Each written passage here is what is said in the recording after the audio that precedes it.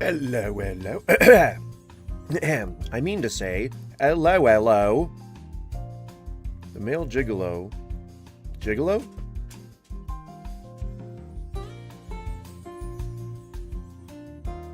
Oh, for some reason, Skippy, I thought you said juggalo, or I thought you were trying to say juggalo.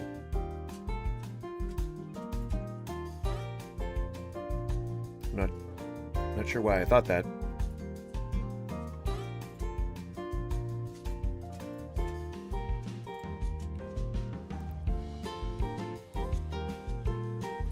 I was assuming you were saying something about some kind of a juggalo, gentlemen. But, a male escort sounds more sinister. I'll be honest with you.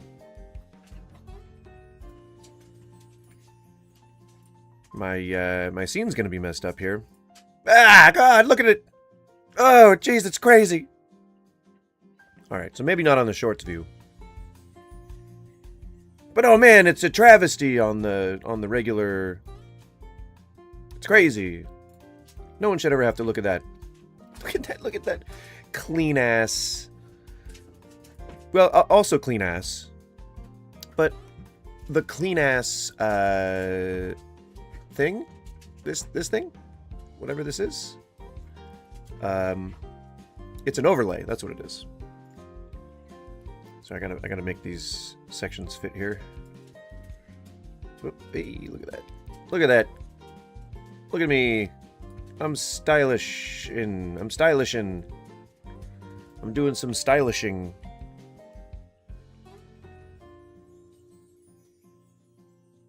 I can't see that very well. Oh, there we go. Now I can. Hey, look at me. Look at how stylish I am. I don't know what I'm saying. I don't know what I'm saying half the time. Then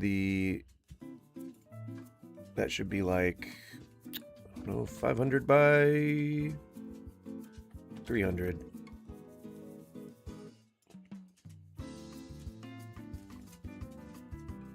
Can I make it fit?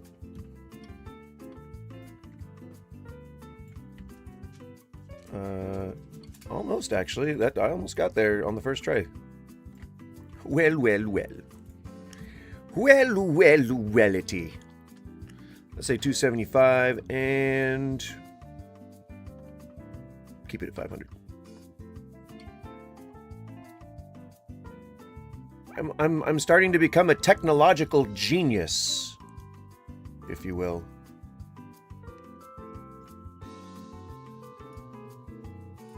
We'll reduce the height. We'll do 600 and 250 on the width.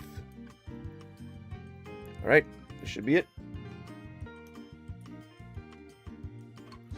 Man, Skippy, I hope you're ready for a wonderful, fun stream today. It's going to be wonderful and fun. I really don't know how else to describe it.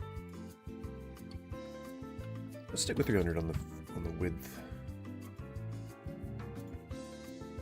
Well, that works. It fits the frame. And it looks darn good. Beauty. All right. And then the display capture.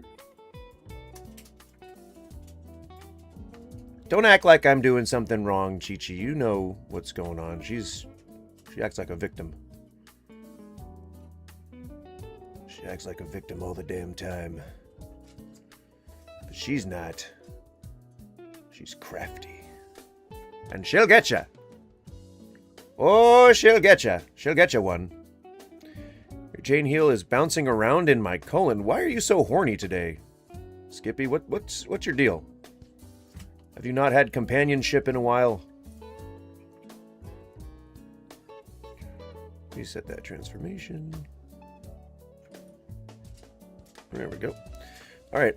If you aren't already aware, apparently D&D communities are a big thing, and people get really,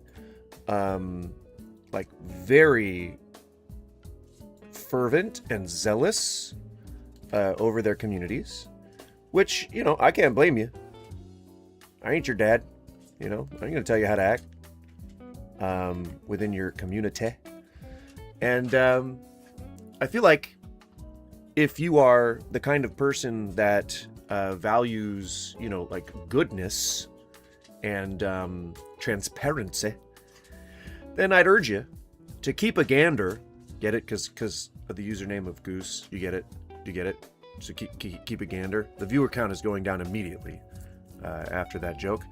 But this is a sort of the lore so far, if you will, about I guess a current lolcow. I only recently learned what lolcow meant.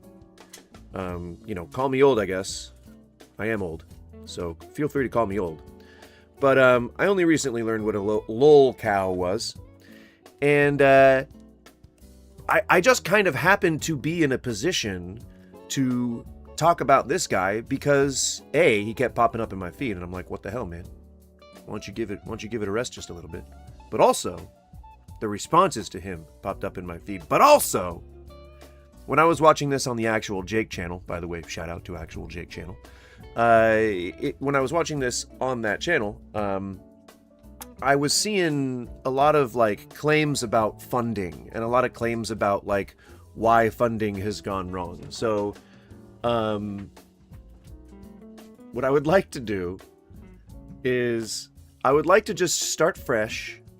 All right, on this whole drama, we're gonna start fresh. We're gonna watch the video seen around the world, and I'm gonna obviously try to chop it up, and I'm gonna play it faster than normal, just so that I'm not like taking somebody else's content and just playing it back. You get what I'm saying? We're gonna play it at 1.25 speed. If you enjoy, man, I want to say laughing at people. I don't enjoy laughing at people. That's, you know, that's probably not why we're here. Well, yeah, I had heard that associated with Jeremy, and I was surprised that I had known what a lolcow is this entire time, but was not entirely sure. I am, however, sure now. So if you haven't noticed, I got a fancy overlay now. I'm all fancified. If you come in here and you start watching a video, well, in the vertical view, you're not really going to see much except for just my face and whatever's playing right above. I like to keep that pretty minimal. But if you're on the horizontal view, it's looking all new and fancy and stuff. And it says over on the side, it says, just call me Goose. Pretty nice. It gives a little information on my streaming schedule. Bada bing, bada boom. All right? I feel all professional now. I feel there's like a little bit of a weight. I've been wanting to do this for a very long time. At least just have like a nice, tasteful overlay. Even if I can't quite pay for non-AI at the moment, I will be, you know, as soon as an artist who doesn't themselves use AI reaches out, I'd be happy to take their consultation. But so far, the only people that have reached out to me themselves also use AI. And I'm like, I can type in a prompt for a stream overlay. It's right here. Look, I can do that. I would just prefer to get something that's like, you know, hand-drawn or like really thoughtfully made. Like that's the next step, not other AI stuff. But, you know, it's something just gonna take a while, you know. It's gonna take a little bit. Could take a little finding, could take a little searching. Babka. I don't know why I said babka. I love babka, by the way. If you're a fan of babka, you are among friends. There's very little Jewish food, other than like Jewish deli food, but there's very little Jewish food that isn't just like Middle Eastern food turned on its head that I like. But I enjoy babka. Oh my god. Oh, don't get me started on babka. Okay. So, we're really just going to take this lore by lore element by lore element. And I want to preface this by saying that I didn't really know much, if anything, about who these people are, what the situation is. I am woefully underseasoned, if you'll excuse a little chef humor, I'm woefully underseasoned in terms of how this lolcow stuff works, how the drama shakes out. I get most of the stuff in my feed when I am just kind of browsing, because I guess that's my algorithm now. I get all the drama. I catch the drama. But it popped up, like this video popped up. It said something. It didn't say period before. It said, like, it had a name on it.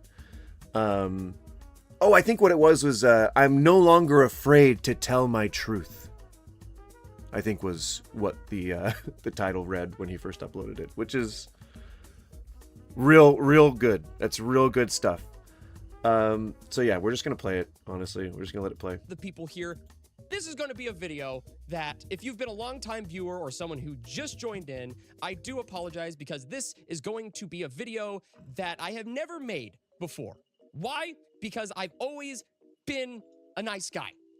And I have been labeled as a nice guy within this community, within creators. You know what? That's fine. I have enjoyed that title. I have been proud to hold that title. I love this community dearly. I love the people here because you guys have supported me, and you guys are just a terrific group of people. And So, allow me just to say for a moment that when somebody labels themselves as a nice guy, it's kind of one of those things. It's like, you know how anyone can call themselves a chef? Not everybody should, though, right? I think, you know, we all kind of know that to some extent. But it's really one of those things where you're supposed to just kind of... okay, here's another one, a good one. You never give yourself a nickname, right? Like, you wait for other people to give you that nickname. Like, you can't just say, like, yeah, man, I'm Cool Breeze. Like, that would be pathetic. I'd be like, you might want to not, you know, you might want to not.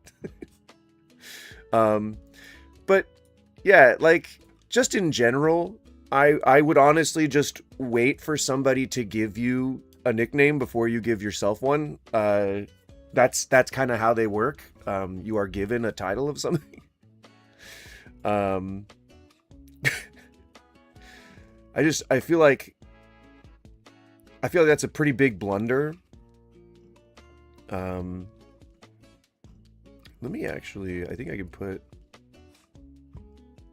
put some of this overlay in here. In the, what you call it? Are you going to register my... Oh, here we go. Okay. I'll let this play while I'm... care about you guys so very much. I'll also say with this video, I know a lot of people might be like, oh, great, he's going off again, making something that is more around algorithms and numbers and things like that. Just stick to what you're good at. Stick to what you're passionate about. Well, guess what? I'm passionate about this community. I'm passionate about the people that I love within this community, and the people who have support. Now,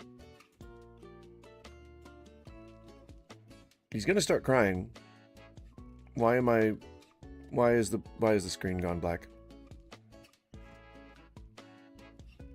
Oh, OBS is freaking out on me. Hang on. I had to switch back to a different scene. Apparently I added a new scene instead of a new element of the scene. So hang on, give me a sec. Add source. Image.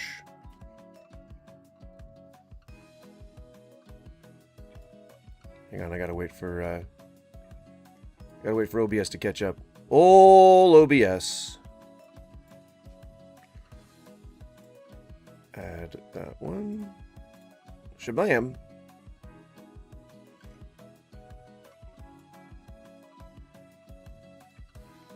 Can you... Oh, I guess, okay. Here we are again, hi. No, I don't want to add a new scene. Oh my god. No. Not a new scene. New source.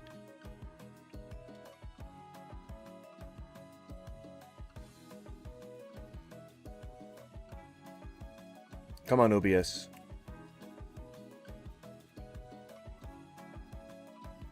We got this. Add existing. Hang on, I gotta wait for goddamn OBS. Because it has to send a signal to Stream Elements, and then it has to send a signal to back to OBS. It's just it's overcomplicated, and you know, you don't want it all the time. Let's put that under the face cam.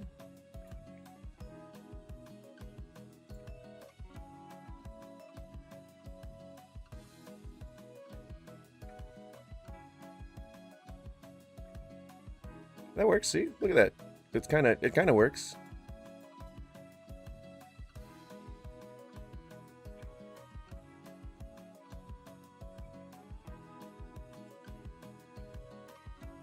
Oh, you know what? I think why don't I just make my face cam bigger? Just have it cut off a little bit of that image. Bada bing! Look at that. Look at that. That's right. Don't mess around with me. I know how to make things stuff. I know how to make things stuff. Look at that. Look, we've got the whole image filled. Me in this community, and I am sick and tired of seeing creators and events take advantage of this very vulnerable community.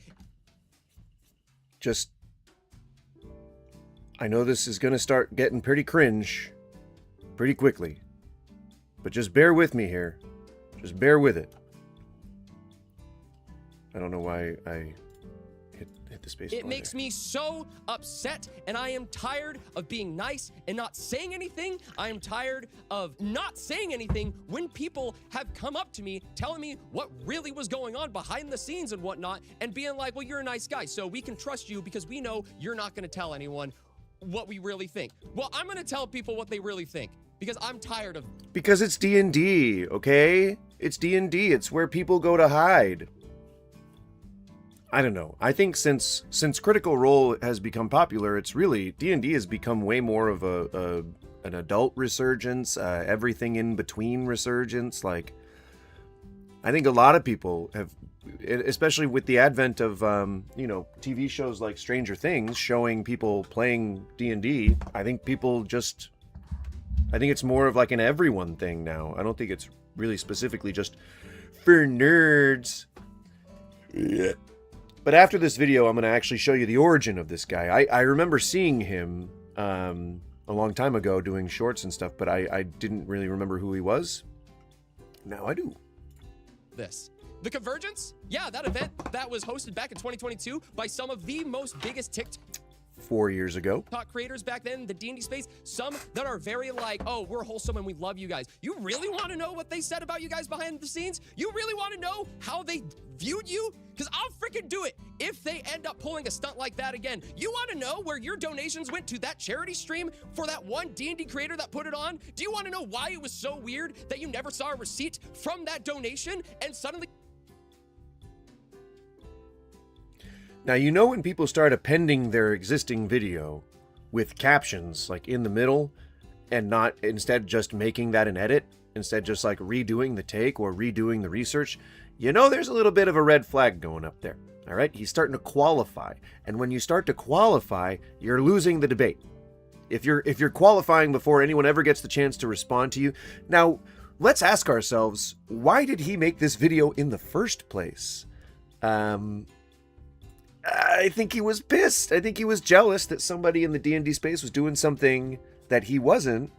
And maybe he saw like he's having a midlife crisis. Clearly, he's nearing 40, if he isn't already.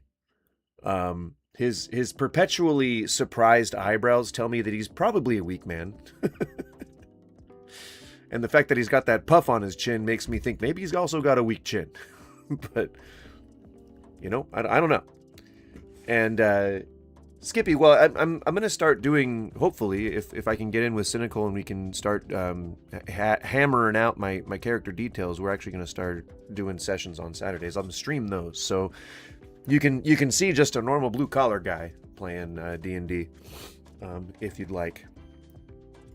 They're on vacation because I got the receipts. I have the DMs, and if any of these creators decide to try to pull a stunt like this again, I am calling their butts out. I'm yelling, I am frustrated. This is 6 years of pent-up aggression, and my guess is this is 6 years of your content not being funny and you flailing and trying to find a new direction for your channel because you're doing your Nat 20 11-hour Nat 20 video got like 400 views. That's like my level of that's like my level of fame. So like I think, you know, what he's trying to say is that things haven't been working out for me lately. Things have not been working out for me. If I'm married, my wife hates me. She hasn't touched me in at least 8 years. If I've got kids, they're all living their life while I'm recording sketches on my green screen in the garage that we can't even use as a garage because I've covered the entire thing in green screen. That's where I go to do my little projects, honey. That's where I go to do my projects. I go there to be alone, okay, with me and all of my entirely green screened soundproof studio. I go in here to do my creatives, honey.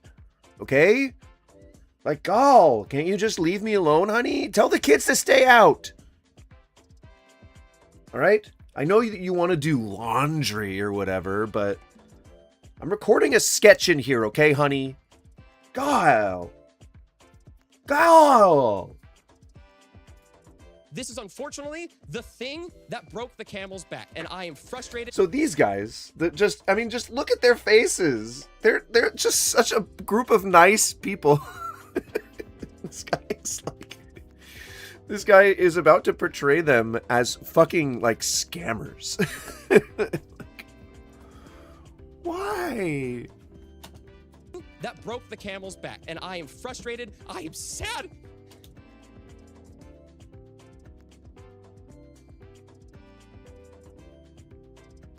Did you hear that?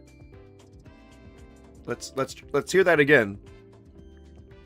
The thing that broke the camel's Listen to the back, moment and his I am voice frustrated. breaks. I am sad. And the heavy breathing afterwards? What emotion do you think he's experiencing? The thing that broke the camel's back, and I am frustrated. I am sad that this community keeps getting taken advantage of. That's like the same. That's like the what's it called? The Doom, like in the original Doom, like the sound when you get hit.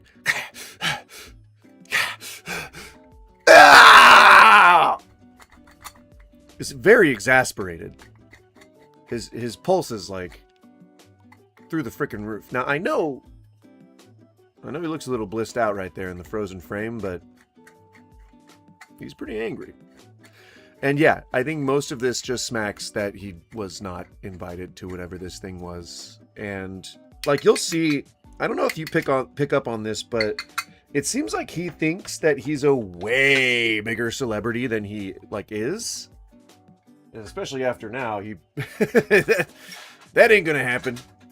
The poor guy seems to have gotten a superiority complex in his head, and it seems to be appalled that these people didn't even consider him for what financial. It'll become clear that it doesn't seem clear what role he wanted to have. He just wanted to be like their financial advisor, tell them how to spend their money.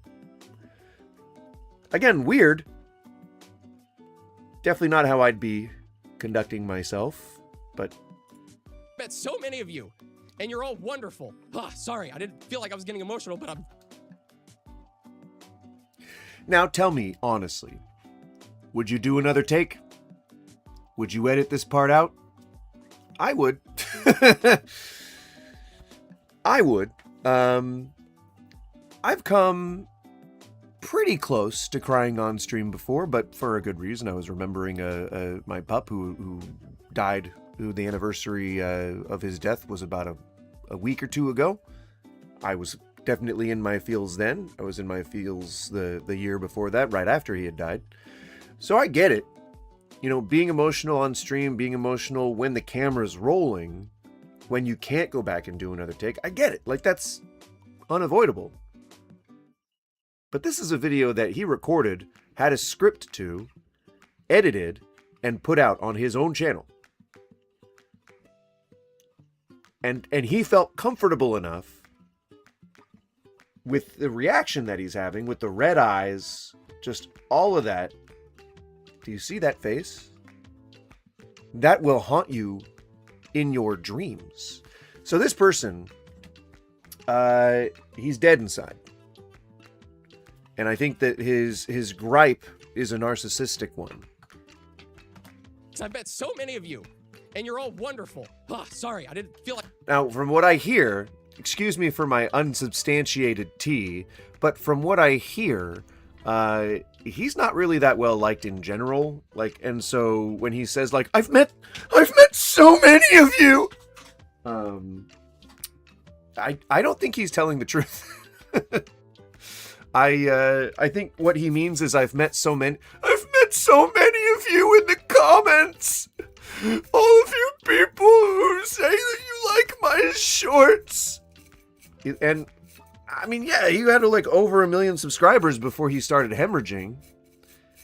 But his content isn't that funny. It's not that good. It's like if you are the kind of person that really enjoys a joke without a punchline, that's what his humor is. And that is a style of humor. I'm not saying that like to be insulting. I'm saying that if that's the style of humor that you like, it's valid, but it's not what I'm into. And so he's mostly known for doing shorts. And so let me just play his oldest short, just so you can get an idea of who he used to be. All right, this is who he used to be. Hey, come on in. Thanks, man. What is that? It's a pentagram. Yeah, why? You told me to sanitize the house. I said sanitize the house. Hey, come on in. Thanks, man. Just let it play again so you can absorb it. Yeah. What? So a paladin, I think. Who's the guy at the beginning? Is he a warlock? Hey, yeah, so he's a warlock. Thanks, man. Right, so the warlock's dressed normally, and so is the paladin. They come. He comes into the door, and he's scared that there's a pentagram on the ground. What is that? It's a pentagram. Yeah, why? You told me to sanitize the house. I said sanitize the house. So if we're just looking at this lore-wise, right? Just the lore that it is steeped in, the deep, rich lore, and we're gonna get real deep into the lore, okay? Just cast your mind into this setting, right? When the fuck was the last time your buddy asked you to sanitize the apartment?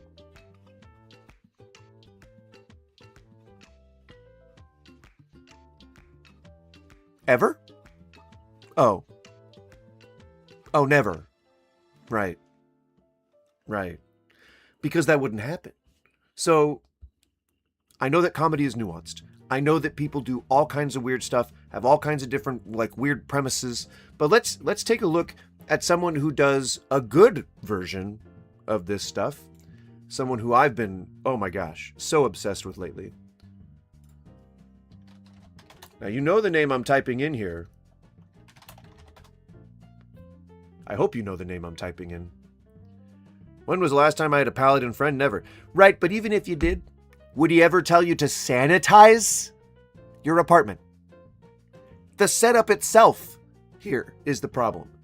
It's in the premise. The problem's in the premise. It's bad.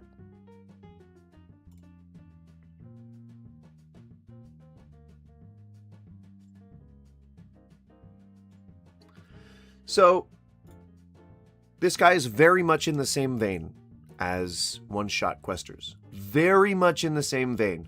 Super, super normal. Like, it's totally like DnD. Like, you would see this shit on, like, as opposed to, like, Critical Role. This, to me, this is indistinguishable. Because I don't watch D&D shows, I don't watch D&D content. But this, to me, looks almost indistinguishable from a show like Critical Role. Behind her. See, look, it's... Ruben's going to freak out a little bit. This is good so far. This is just, you know, backing away and be like, people who "How did are you do that? playing the game, How, right? How did you do any of that?" Stop it now. They're doing exactly what they're supposed to be doing. Okay? I don't want to do any of this. I don't want to be here. And again, I don't want to be playing other people's content for you. I just want to show you sort of a real short snippet of a normal person who makes the content that this guy is complaining about, yet really seems to really want to do.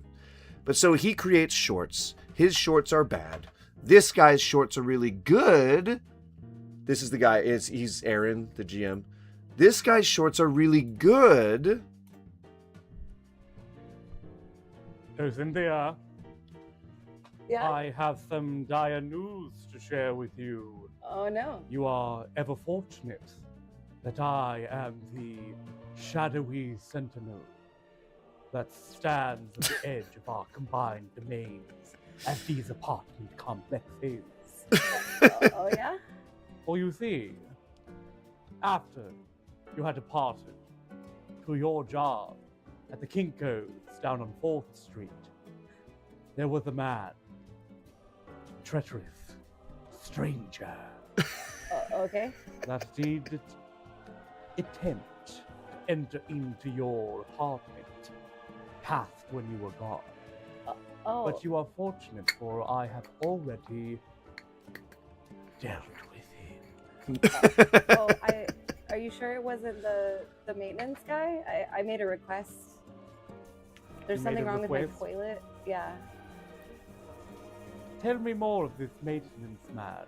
Well, I mean, there's a whole team of them, so I don't know who specifically. team of would them. come. Yeah. And they stalk about into our apartments. Well, not without. Like you have to ask them to come in, because Have they entered into my place of dark worship, Cynthia?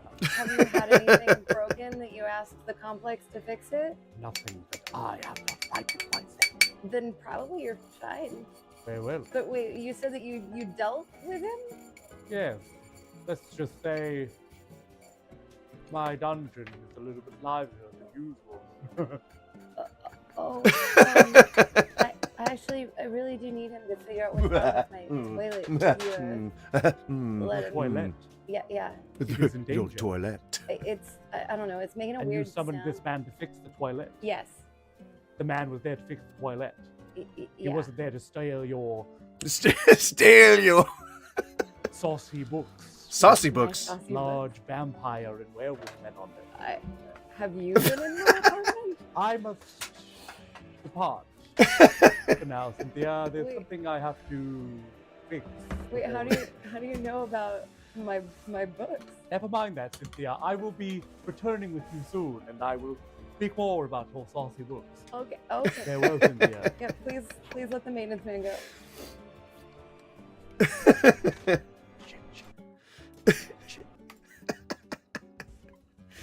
So his sketches are really good, okay? Now let's just play this guy's again. Now that we have a good frame of reference for what funny is, because now I can immerse myself in Oberix's world. You know, he's the Vile, right? Like he never had to deal with maintenance men before, right? So he doesn't know what to do. He knows what a toilet is. Right? He knows that they live in an apartment complex, right? There's no reality breaking elements here. Except that he has a dungeon, which is hilarious. The very fucking premise of this completely breaks reality.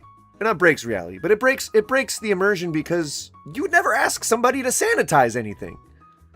So I'm sitting here thinking like, why the fuck are you like quibbling over the term sanitize? Did you come up with the punchline before you wrote the joke?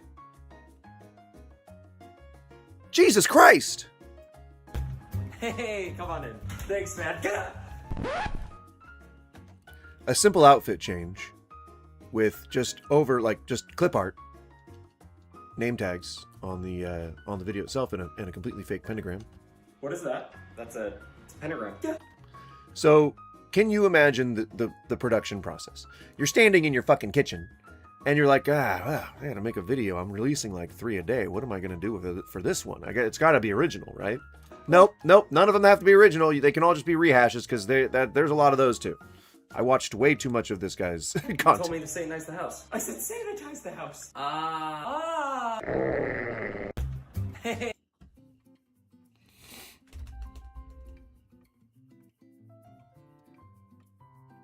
So in comparison,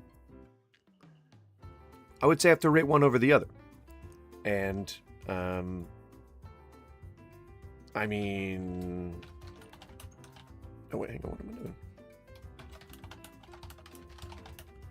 This man can't be more than 5'3". I'm going to put a poll up.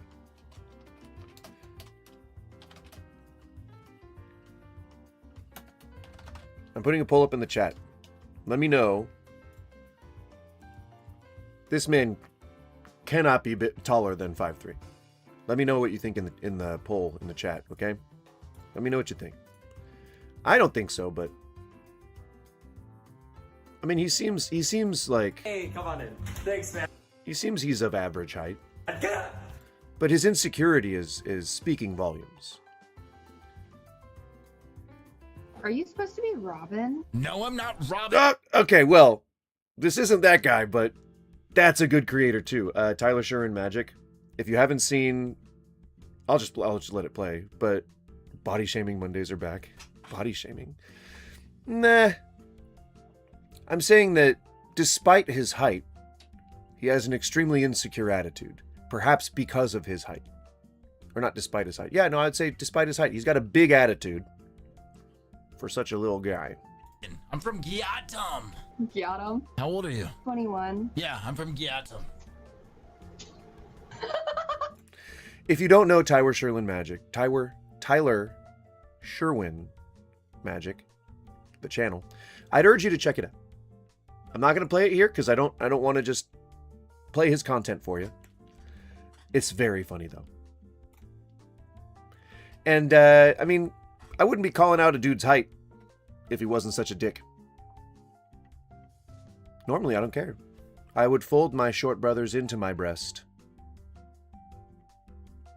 And then I would hug deeply while you cry into my breast. Sobbing. Joyful tears. So here's his most popular one. Every D&D class's fears in 50 seconds. Magic. Horny bard memes. Oh, please stop. I can't keep up with the child support. Their party being alive. I just want to get away from you all. The ranger when they're out hunting. Being stuck in a role-playing campaign only. Peace for all. Running out of key points. Kah! Well, that's all I can do. Missions. I will take on any mission. But they're stealth missions. Just kill me now. When they can't find the druid. Oh no. Mimics. Being versatile. I can do 3 things. Take it or leave it. Being accepted. Nah. Yeah. And just being a wizard. I have spent years studying, learning, buying everything to become a wizard, and then a goblin with a freaking stick hits me and I die. Every D&D class's fears in 50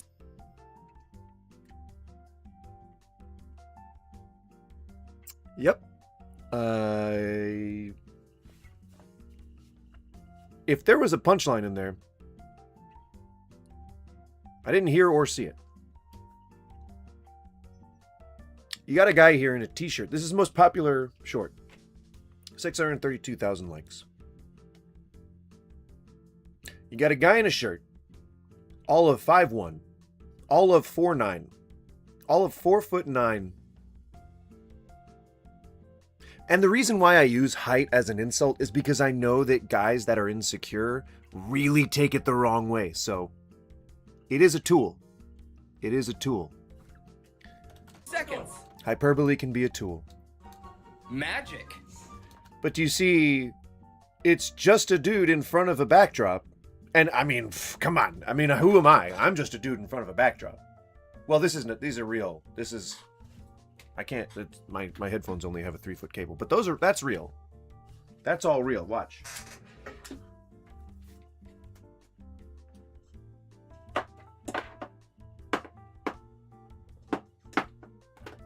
See? That's how you can tell it's real. All right? I don't know why I have a metal stick in my hand, but All right? Don't fucking at me. Don't cyberbully me, okay? I was cyberbullied within an inch of my life last night. And I will not take it. So, I think it's pretty easy to see that maybe this guy doesn't put as much effort into his productions as other people do. And that's not to say that because of that, he's a bad guy. But this just kind of, I'm just building the foundation. I'm building the foundational lore here. I want you to have an idea of what this guy is all about before we continue with his tirade, so that you don't think that he's like, oh, maybe he's like a business consultant. Maybe he's like a management expert. Maybe he's really good at starting businesses, you know? Maybe he's got like a huge portfolio of, administrative work that shows that he's good at telling businesses how to operate, like a consultant, like how I make my living sometimes, you know? Which is why I feel uniquely qualified to talk about this. See? And I even said uniquely, and you didn't notice. So that's how you know that I'm good at what I do. I can sneak little words by that I speak completely incorrectly, and you just got to take them because you didn't even notice they were there in the first place. Now let's check out this uniquely insecure man. Now that we have an idea, let us continue.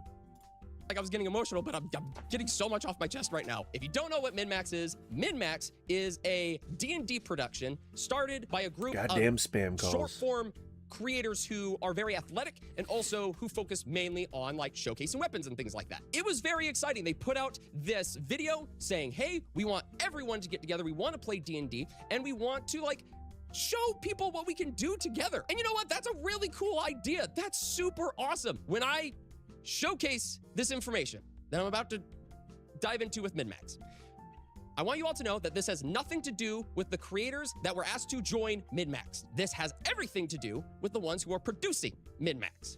Just to clarify, they are the actors and the talent, all these guys, they are the producers. He's framing it like there's some production company, and this is kind of already sort of how we get into the sort of the deep end of things. He has like this weird conspiratorial air to his entire set of accusations, where it's almost like he's like trying to actively accuse them of stealing money and like embezzling and all these things. Like there's some secret society that they've formed that is like this has this mission to take down any honorable like players of D&D or people in the D&D community. Or people who, you know, the thank? What the fuck?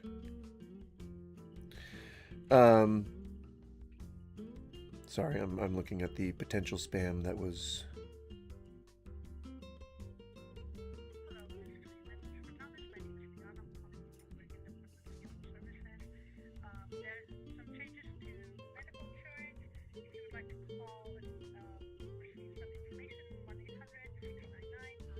Why? Much of what I'm going to say is based. So I can't afford health care anymore. And they're like trying to call me to get me to sign up to healthcare. Fuck off. Based off of my own experience putting this type of productions on. And I will also. Which he doesn't. I just want to put it out there. The extent of his talent was not even a green screen. The extent that we saw of his talent was him changing outfits. Not even changing outfits, really. Keeping his shirt and pants the same, and then putting other things on. Like a little shawl, a cow print shawl. And to him, that's production. Do my own due diligence to point out faults and my own mistakes that I also made when trying to put on something like this. This is... Which she hasn't done. I looked. I looked around quite a bit to try and find evidence of him putting something like this on. And he's never produced any kind of D&D sort of at the table content. It's just been... I'll show you. It's like, it's nothing. It's like a little... Hang on. I gotta get this bowl built. I was supposed to be focusing on this. Priorities, right? So normally, or in his other videos. Let's take a look at his regular...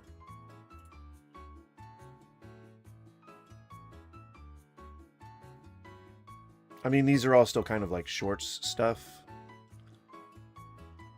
See what I'm saying? Like, I don't even think that he has something on his channel that has to do with it. When D&D characters? No. He's talking about... He doesn't seem to have a lot of... Is this him, like, gatekeeping D&D?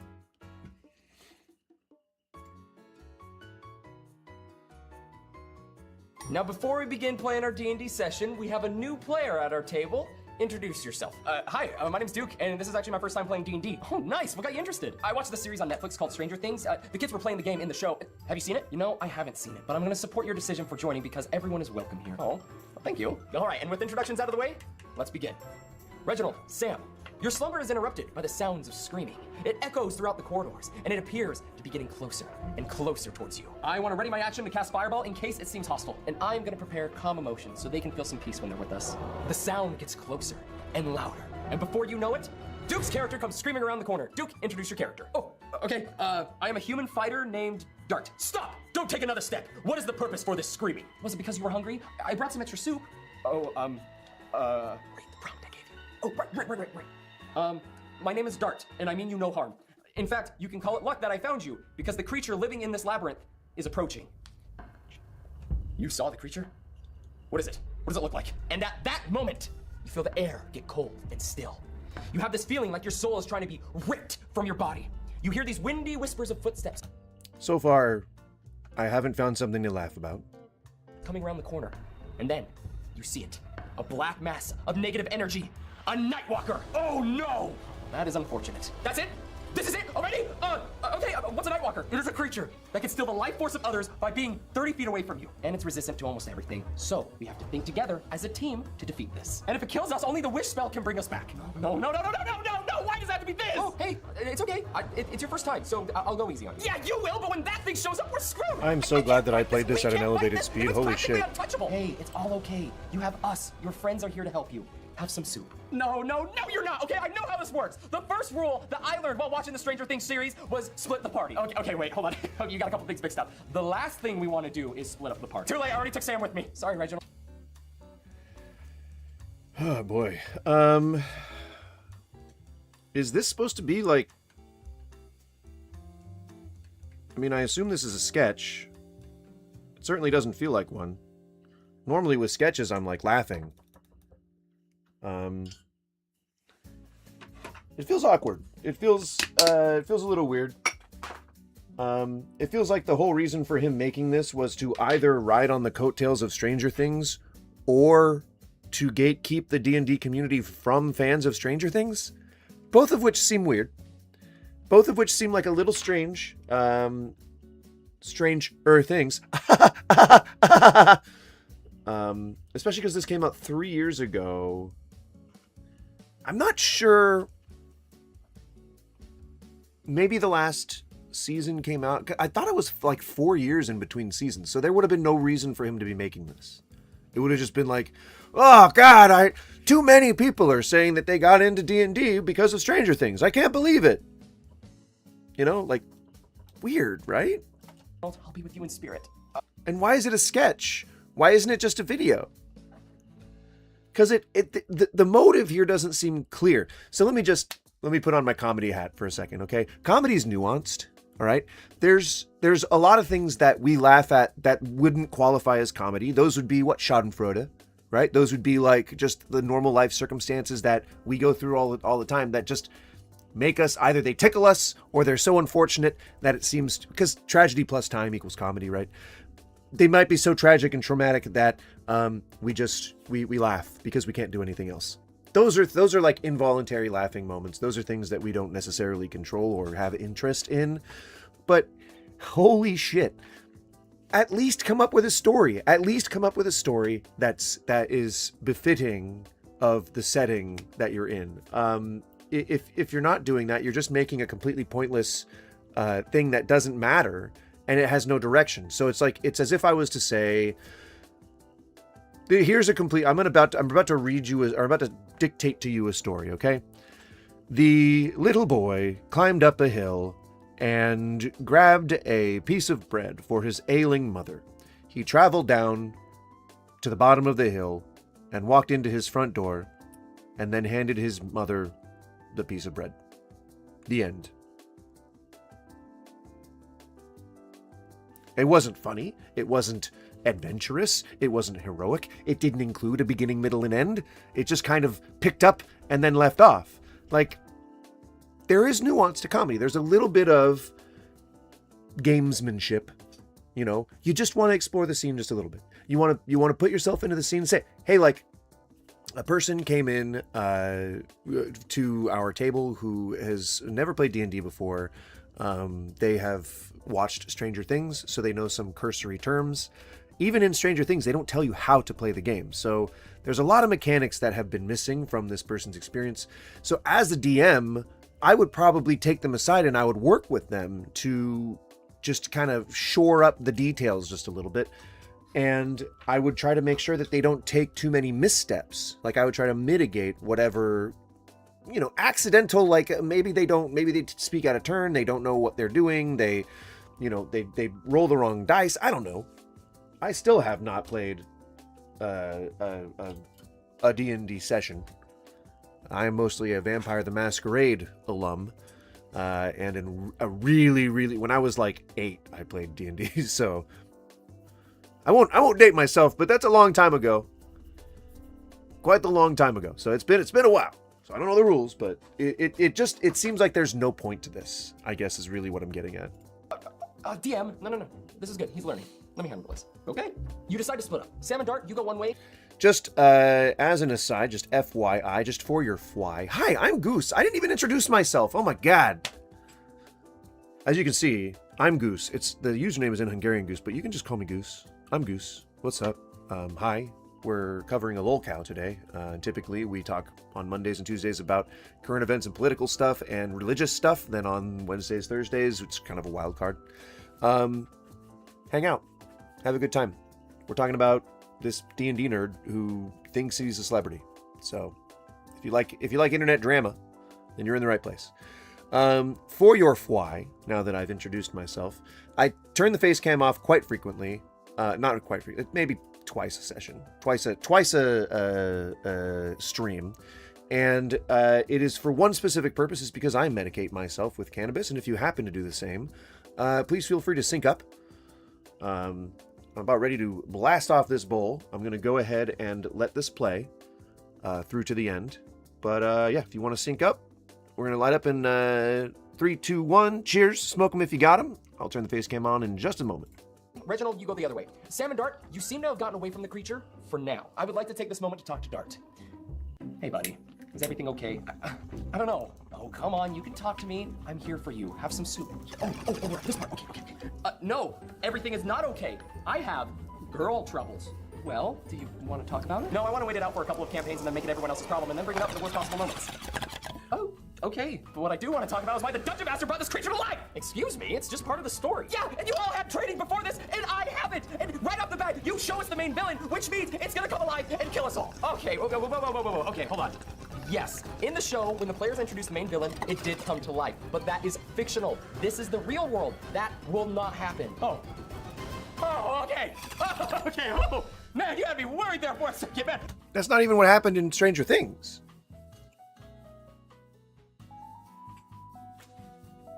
That's not even, like, I don't, what? A lot of mining to be done tonight? What are you, farming, what is it? What's top tier in Classic? Cobalt? So that's not how Stranger Things works. I don't know why you think that, my friend. Troubles. Well, do you want to talk about it? No, I want to wait it out for a couple of campaigns and then make it everyone else's problem and then bring it up at the worst possible moments. So at what point, these skits are so unfunny it's uncomfortable. Oh, yeah. Oh, I know. I'm right there with you. I'm really hoping for some comedy. But we've yet to find it. So, Why does the person see, again, this is what I say. This is why I say that comedy is nuanced. Why is he saying he has girl problems? Is that part of the... That's not part of the series. You know, Mike and Eleven, they get together pretty smoothly, like they don't... They set him circumstances, trauma bond, whatever. I don't think really anyone in that series experienced girl troubles. So I don't know why that's a narrative detail as an essential part of this. Well, do you want to talk about it? No, I want to wait it out for a couple of campaigns and then make it everyone else's problem and then bring it up in the worst possible moments. Oh, okay. And is that a trope? Is that something that happens a lot in D&D campaigns? Is he like folding in... Only D&D players would get this. You know, like, is that like an inside joke? That people who have relationship problems wait until the worst possible times and then like say them as their characters?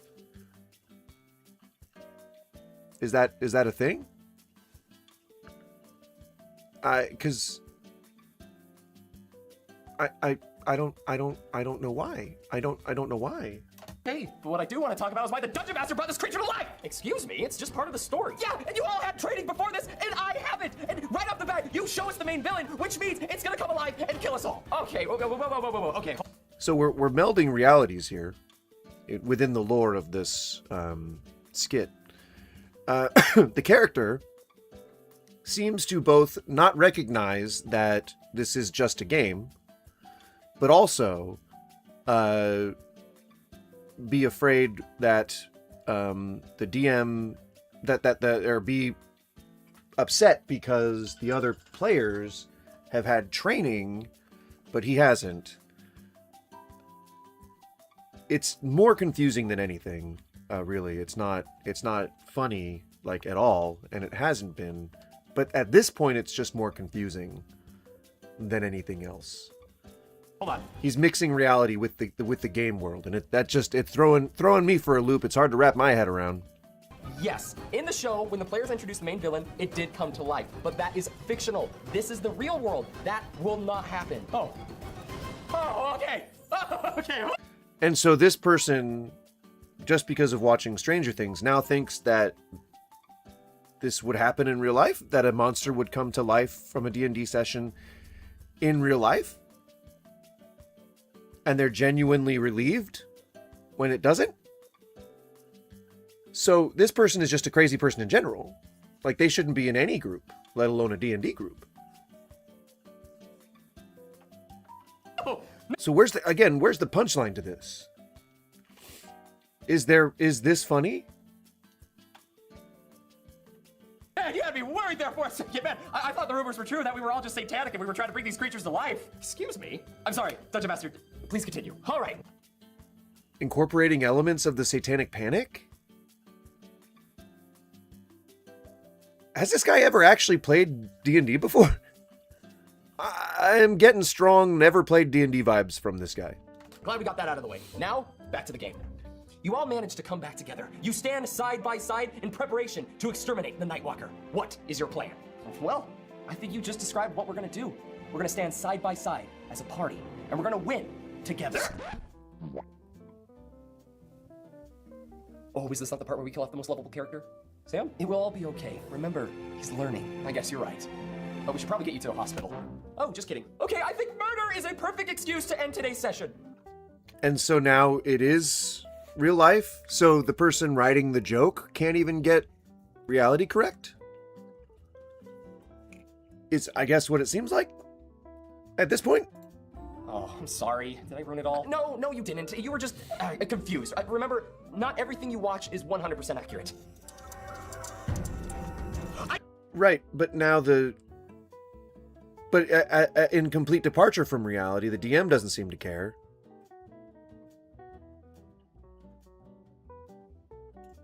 I knew it was gonna happen! Don't be silly, it's probably the light bulb going out. There is no creature coming to kill us. And then it blurs the lines of reality itself for no reason.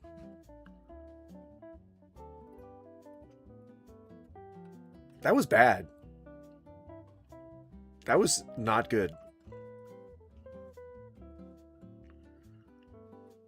Like, that was just not good.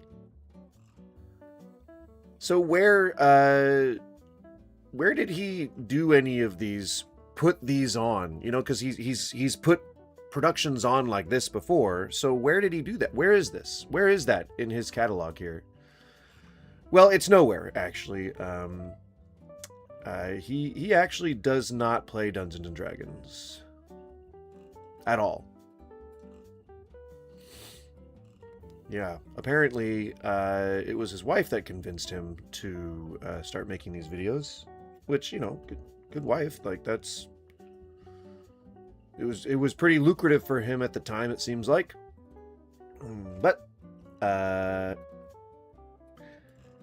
yeah, apparently he does not play Dungeons and Dragons at all. And I know he hangs out with people who do Dungeons and Dragons because the source I heard that from was a former player of a former guy that he used to play with. Yeah. So yeah, I wasn't seeing any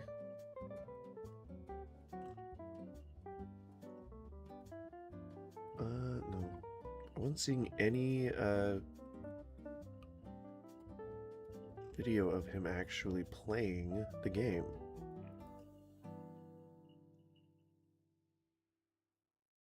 Oh no, is he actually like...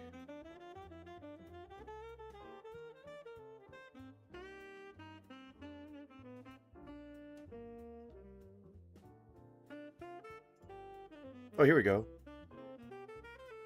Is this him? He finally got to play Dungeons and Dragons? So the man concerned with the vulnerable community is taking advantage of sick community. Yes, usually they are. Series that I am creating where I just... It is usually the people who seem the most concerned who are the grifters. The grift is always coming from inside the house. Recap my D&D adventures that either happen at my own table or at an event that I'm at. I'm just here to, you know, tell the story of what happened. It's going to be kind of untraditional than what I'm normally known for. You know, I'm known for my characters and, you know, being in front of the green screen and whatnot and having a script and following that. Yeah, I can't do a lot of that stuff anymore because I play stay-at-home dad most of the time and I just do not have a lot of time. But I'm still... So he's unemployed. And, I wonder how long that's been going on for.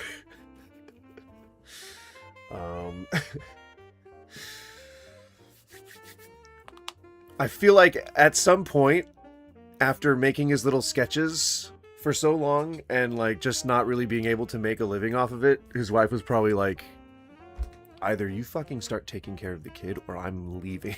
And he was like, oh, all right, honey. I'm sorry I got so emotional. I'm sorry, honey. Please don't leave me. Your parents hate me. I think I can make myself cry on command. I almost did it. Hang on. I think I can do it. Bear with me. I got a tear. I've got a tear welling up. No, I'm pushing too hard. Nah.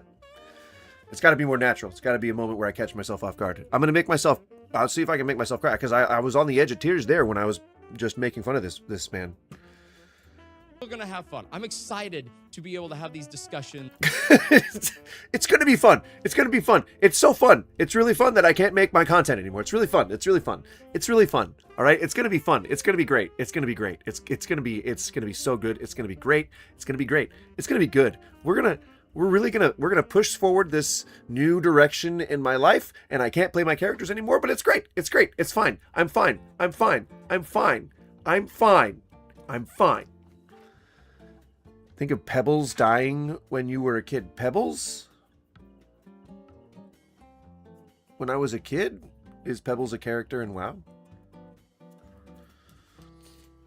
and to be able to tell these stories and you guys see more of me. Is that like somebody's rather than familiar or some focusing shit? on the music or, you know, major It's edits or Pebbles. things like that. Let's jump right I don't know into what Pebbles my is. first D&D A story, hog. which is actually from my home game that I'm running right now. I am running prize my very hog. first home game that isn't in front of an audience. This story takes place in a Crag world hog, a called crag hog. Element. This world has Or a crag been board. made and ready to be used for over 3 years now. Now you might be wondering, hey, why did it take 3 years to use this world that you created? Well, it was ready 3 years ago with a different group of players. And after we got everything set and we got schedules figured out, 2 of the players, after joining my game, went, hey, we joined another game. Could you move your schedule around so we can play at this game?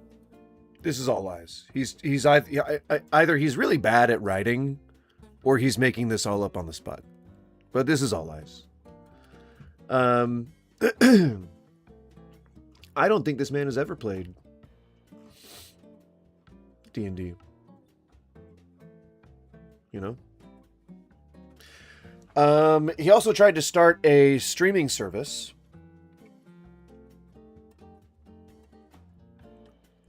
A streaming service. Pebbles was my pet gerbil? No, it wasn't. I had rats growing up.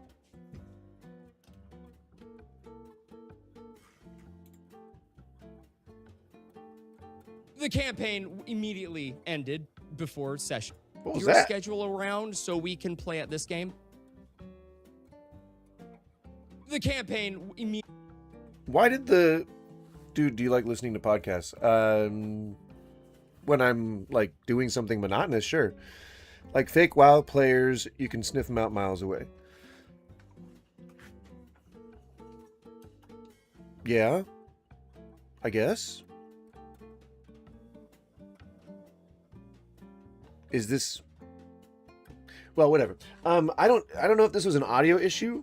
Another game. Could you move your schedule around so we can play at this game? The campaign. He's making this all up. Again, this is all lies. None of this is true. None of this ever happened. His friend ratted him out. He's never played WoW. WoW. He's never played D&D. It's so weird. This is like such strange behavior. Even, I guess, what, 6 years ago, whenever the other video was, still no punchline. I mean, like, it feels weird. It feels weird that he's so steeped in the community and he thinks that they're being taken advantage of because people did things that we'll get further into it, but like this is, he's just either he's really bad at script writing or he's just making this up as he goes.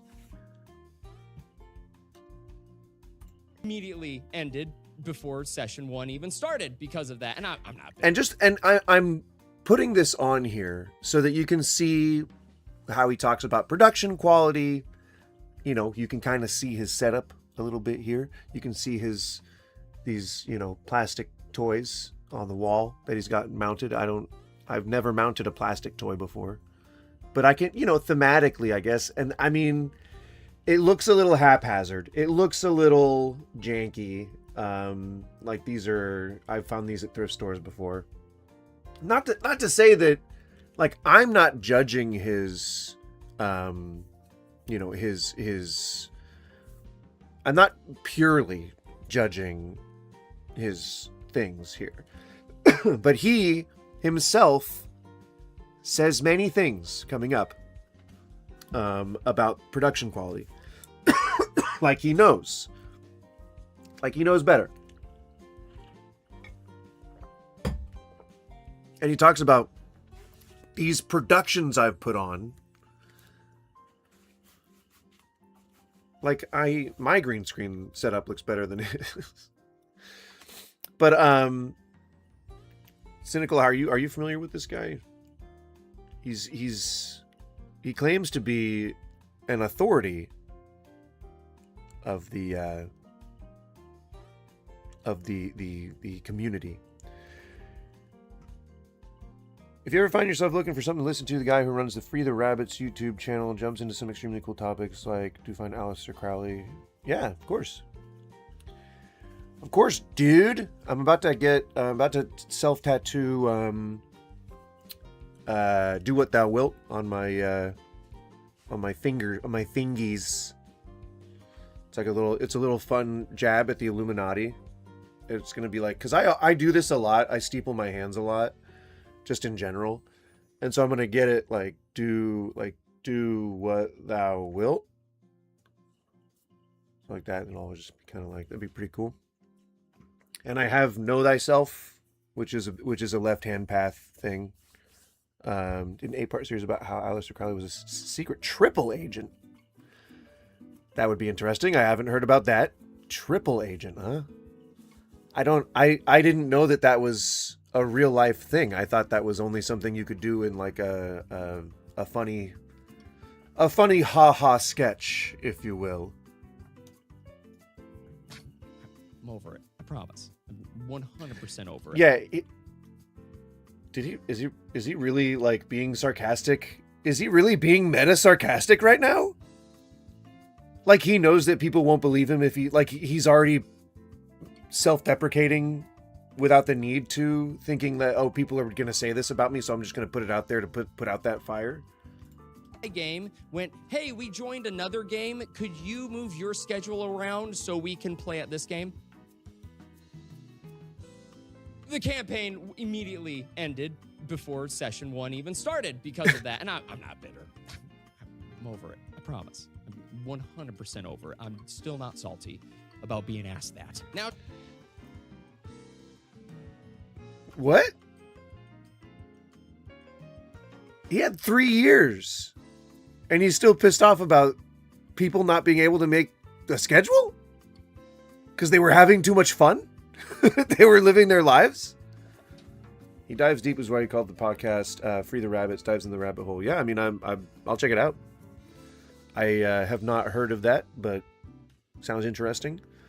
A triple agent, like spiritually or like in a governmental capacity, like he was doing double duty for like a socialist regime or something. Because that would be cool. Aleister Crowley, the most evil man in the world, which I'm not sure he deserves that title anymore. Even though I think it was under a very specific circumstance. I still, I don't think sex magic is the worst thing in the world right now.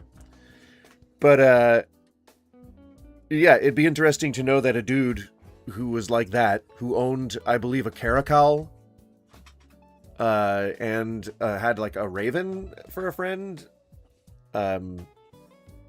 would be a secret agent of some sort. That'd be cool. just a little It's bit like some magic casting 007 bullshit, you know? You love that. You love to hear it. of a background with the world that we're going to be playing in. So yeah, bitter for no reason. Bitter for no reason. A campaign fell apart. I'm sure that happens. You know, I have experienced... I haven't even played a campaign yet, and I've experienced that twice now. So I don't know. I things fall apart. Things get moved around. You have to, like, you know, be able to fucking live your life and shit. Like that's sort of the priority, right? If you can't pay your bills, you can't play D&D anymore. And so, like, this guy just, it's like, no, I'm sorry. True players will play when I want them to, all right? And they don't join other games, all right? You're not allowed. So the world So was says he. created by these things that the people of Element called the Keepers. They are the creators of Element. And we have time, light, darkness, air, fire, water, and earth. Okay? You're throwing time in there. Now, it's not a dynamic that I've heard of in the spectrum. We need to get you going inside of the game. Probably have like 20 sessions. Yeah, I'm. This week I don't have any obligations after like 5:30, so every day I'm available. So we can hang out whenever, dude.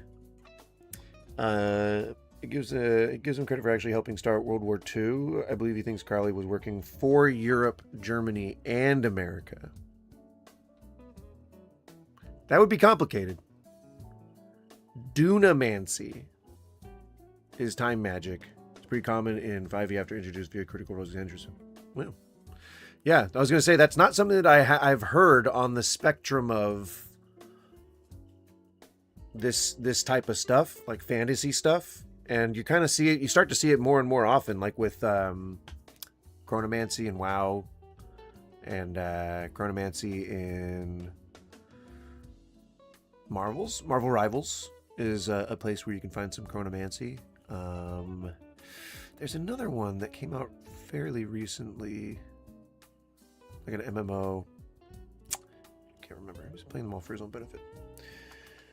But yeah, I mean, Aleister Crowley, like I said, do what thou wilt. You know, he's kind of he was kind of a guy who enjoyed liberty. Okay, so they created Elamic, and after the creation, they became weak.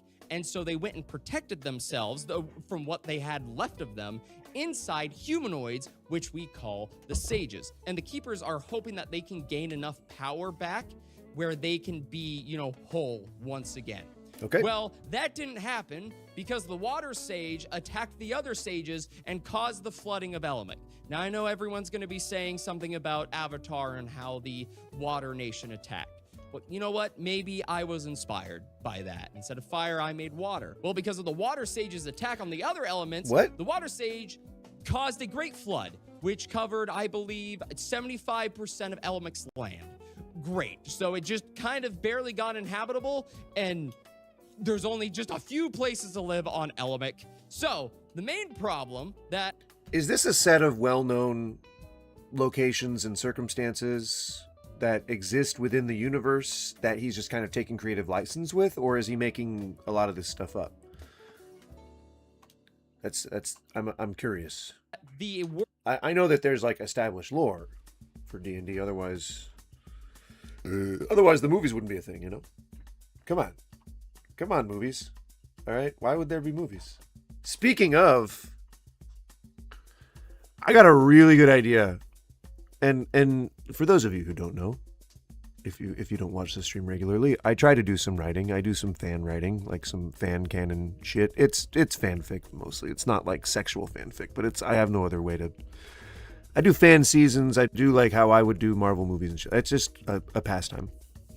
But I got a really good idea for how I would make a Schedule 1 movie.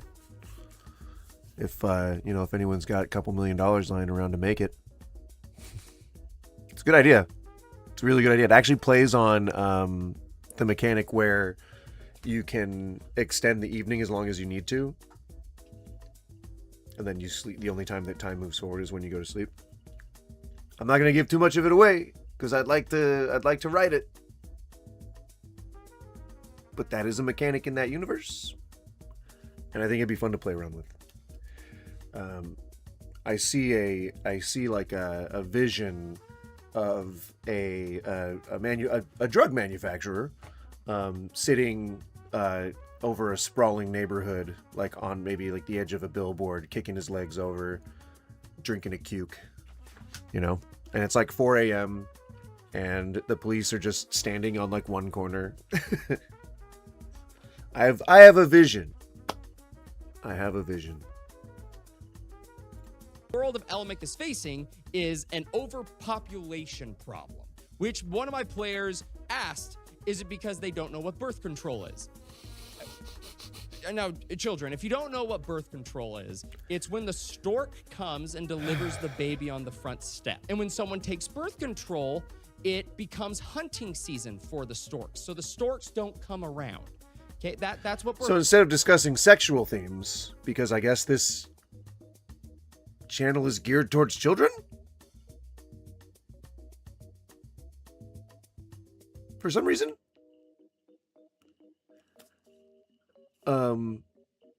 Instead of talking about a sexual theme, he decided to talk about people murdering the storks that bring babies to families. I don't know if he thought that out, but it's a bit morbid. It's a bit more of an extreme topic, because then the babies that they're carrying are going to fall to the ground. Like, what? You're not if you're telling this to children, they're gonna wonder, What happened to the babies in their beaks? And he's going to say, I'm no longer afraid to tell my truth anymore. We'll get there. We're still navigating. We're still building the foundation under this man. Okay. Now, you gotta wonder. Okay. Is this good production quality? Is it? It could be. That's subjective. You know, we all have different levels of what we accept with our eyeballs. That's what they're called. I didn't just say eyes and then balls right afterward. They're eyeballs. I won't compare. He does a good enough job of that in his takedown video. Not an attack to stop the production of Min-Max. This is a call out on mishandling supporters' hard-earned funds of over $100,000. Now, Business Goose says, this is a really bad business decision, being the owner of a business, as he is wont to be. Don't use legal terms when you are addressing concerns that you might have, or be really good about putting alleged in front of things like that. Because mishandling, that's a legal term, hun. And you could potentially get sued for defamation if your claim turns out to be false, which it almost certainly is. And if this is just hyperbole, don't be a dick. I mean, I think that's pretty universal. The D&D movie, not the one with Marlon Wayans, which was the first one, I believe. With it had Eric Roberts in it. Not Eric Roberts. No, it had not Eric Roberts. Jeremy Irons. It had Jeremy Irons in it. Come on. All right. Yeah. Sword Coast of Faerun in the Forgotten Realms. It's like 100 novels worth of lore in that word. God dang! Yeah, hey! That's a lot of lore. I want this project to succeed. For my friends... Hang on, I want to play him crying again. Hang on. I want to play him crying again real quick. Like that, just stick to what you're good at. Stick to what you're passionate. That charity stream for that one D&D creator that put it on, getting so much off my chest right now. Oh, here we go. It's Yeah. unfortunately, the thing that broke the camel's back, and I am frustrated. I am sad that this community keeps getting taken advantage of. Which, by the way, is not happening. I want to make sure that that's clear. If you're feeling sympathetic, don't. He's fair game at this point. He published this. He put this on his channel. He's getting emotional over something he had nothing to do with. He didn't even contribute to the crowdfunding campaign. He didn't even contribute to the crowdfunding campaign. He didn't even pitch in.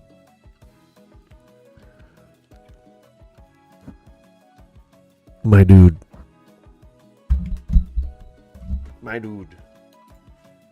Look at So I him. bet so many of Look you, at his. and He's you're all just. wonderful. Sorry, I didn't feel like I was getting emotional, but I'm getting so much off my chest right now. If He's you just don't so know angry. what Min-Max is, So emotional. My lord. Let's go back to where we were. Seems pretty tongue-in-cheek. He seems tongue-in-cheek. make a video Or offering I- an apology and go into What? detail I'm missing what the I like context. about this production. With that all being said, My nose let's is jump still. into this first slide, my shall we? sinuses are And still as a messing up, graphics person messing and with me. how I go about things, I see things a little bit differently when it comes to graphics. I work at a graphic design place for I mean, if this was a drinking game, and I wanted to get like completely smashed, I would say drink every time whatever he's saying sounds like bullshit. I'd be pretty drunk by now. It later does turn out to be bullshit. He admits he only spent a year in graphic design. And didn't include an apprenticeship or any kind of instructive material or qualification. Like this.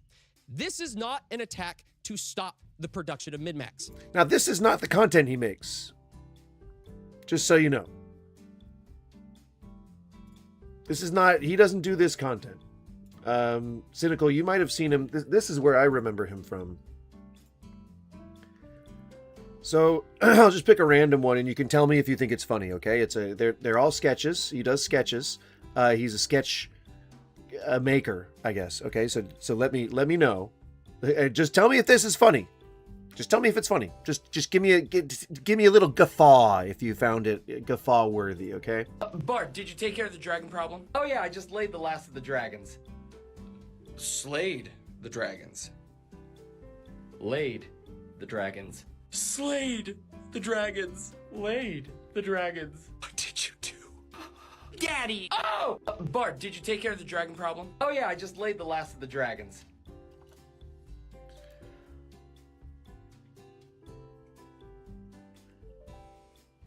So in this universe, we've encountered. I got auto-modded.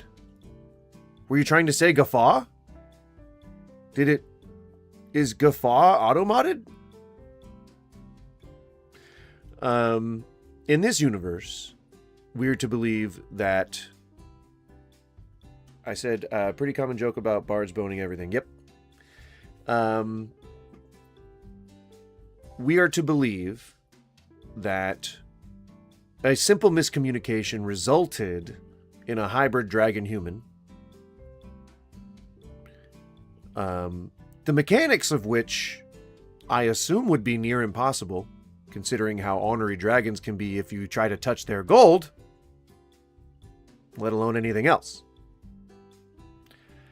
I'm not sure what the lore is saying here. I'm not sure if it's maybe I'm lacking that perspective. You know, I don't know much about the world that this fantasy exists in. But I'm going to say I don't think it was very funny. I just don't think it's very funny. But that's what he normally does. This is a call out on mishandling supporters' hard-earned funds Oof. of over $100,000. I hope they don't sue him. I want that's this a lot of project money. to succeed. For my friends, the ones who are a part of this, and to the fans who donated. What I'm about to provide is in hopes that this production gets to the level that we were told it would get to. And if I'm proven wrong... I didn't even know that it was like that predominantly. Like I've heard people make jokes about bawdy bards, but I don't... That's not something that comes to my mind when I'm like thinking about a world that I want to live in, or like a world that I want to fantasize in. I think about goblins and cobbled together like primeval cars or lizard people and skulls. There'd be no bananas in that fantasy.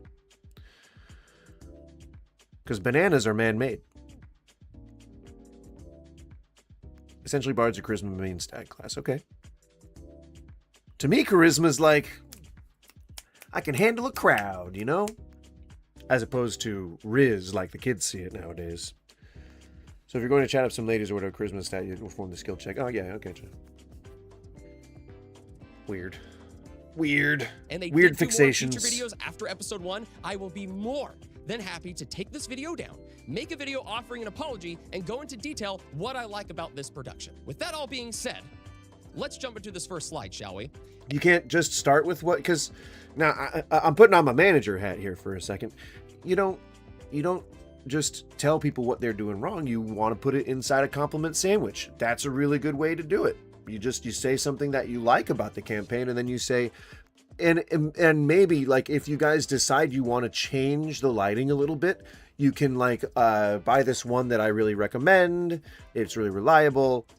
But all in all, this thing's looking really great so far. That's called a compliment sandwich.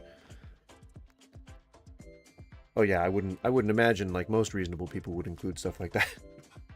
And as a graphics person, and how I go about... As a graphics person. Now, you saw his studio, right?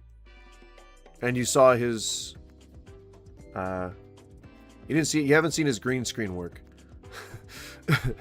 He certainly doesn't use the corridor cruise algorithm, I can tell you that much. It's bad. Things. I see things a little bit differently when it comes to graphics. I worked at a graphic design place for a year. Now, he didn't say a graphic design firm. He said a graphic design place. Which, fair enough, I'm speculating, leads me to believe it was a Paper Plus or like a Kinko's and not anywhere close to actual graphic design. But I'm inferring. I might not know. But I have a very concupiscent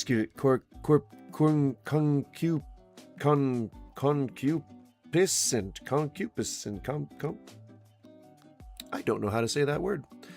Hypersexual drider. Spider creature? Oh god.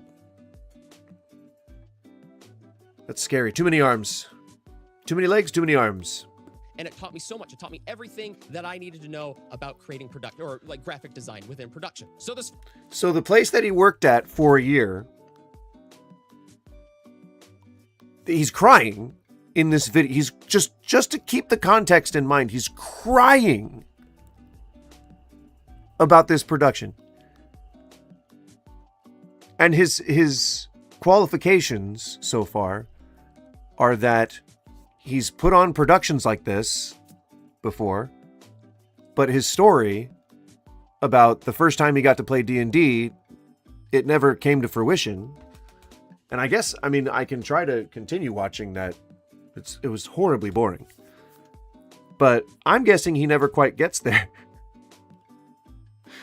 And the place that he worked at for a year, the graphic design place, you know, which makes him a graphics guy, taught him everything he would ever need to learn about graphic design for productions like this.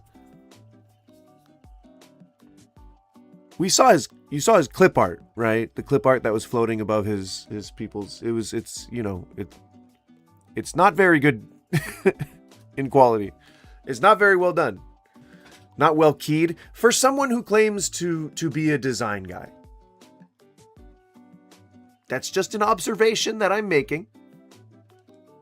He's making his own bed here. As a person who consumes a lot of content regarding TTRPGs, not specifically 5e though, I've seen his shorts, but they all seem like super generic D&D jokes. So, I'm going to try and find... let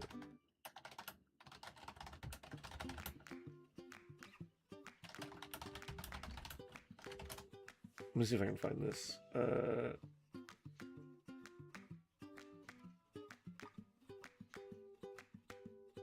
There's a guy that used to play with him. I don't think it's this guy. So everybody, so today I want to talk about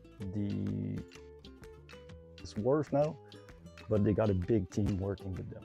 This is just... I think this guy is actually defending the guy, the dude. I think I saw this elsewhere, but there was a guy on a TikTok who responded.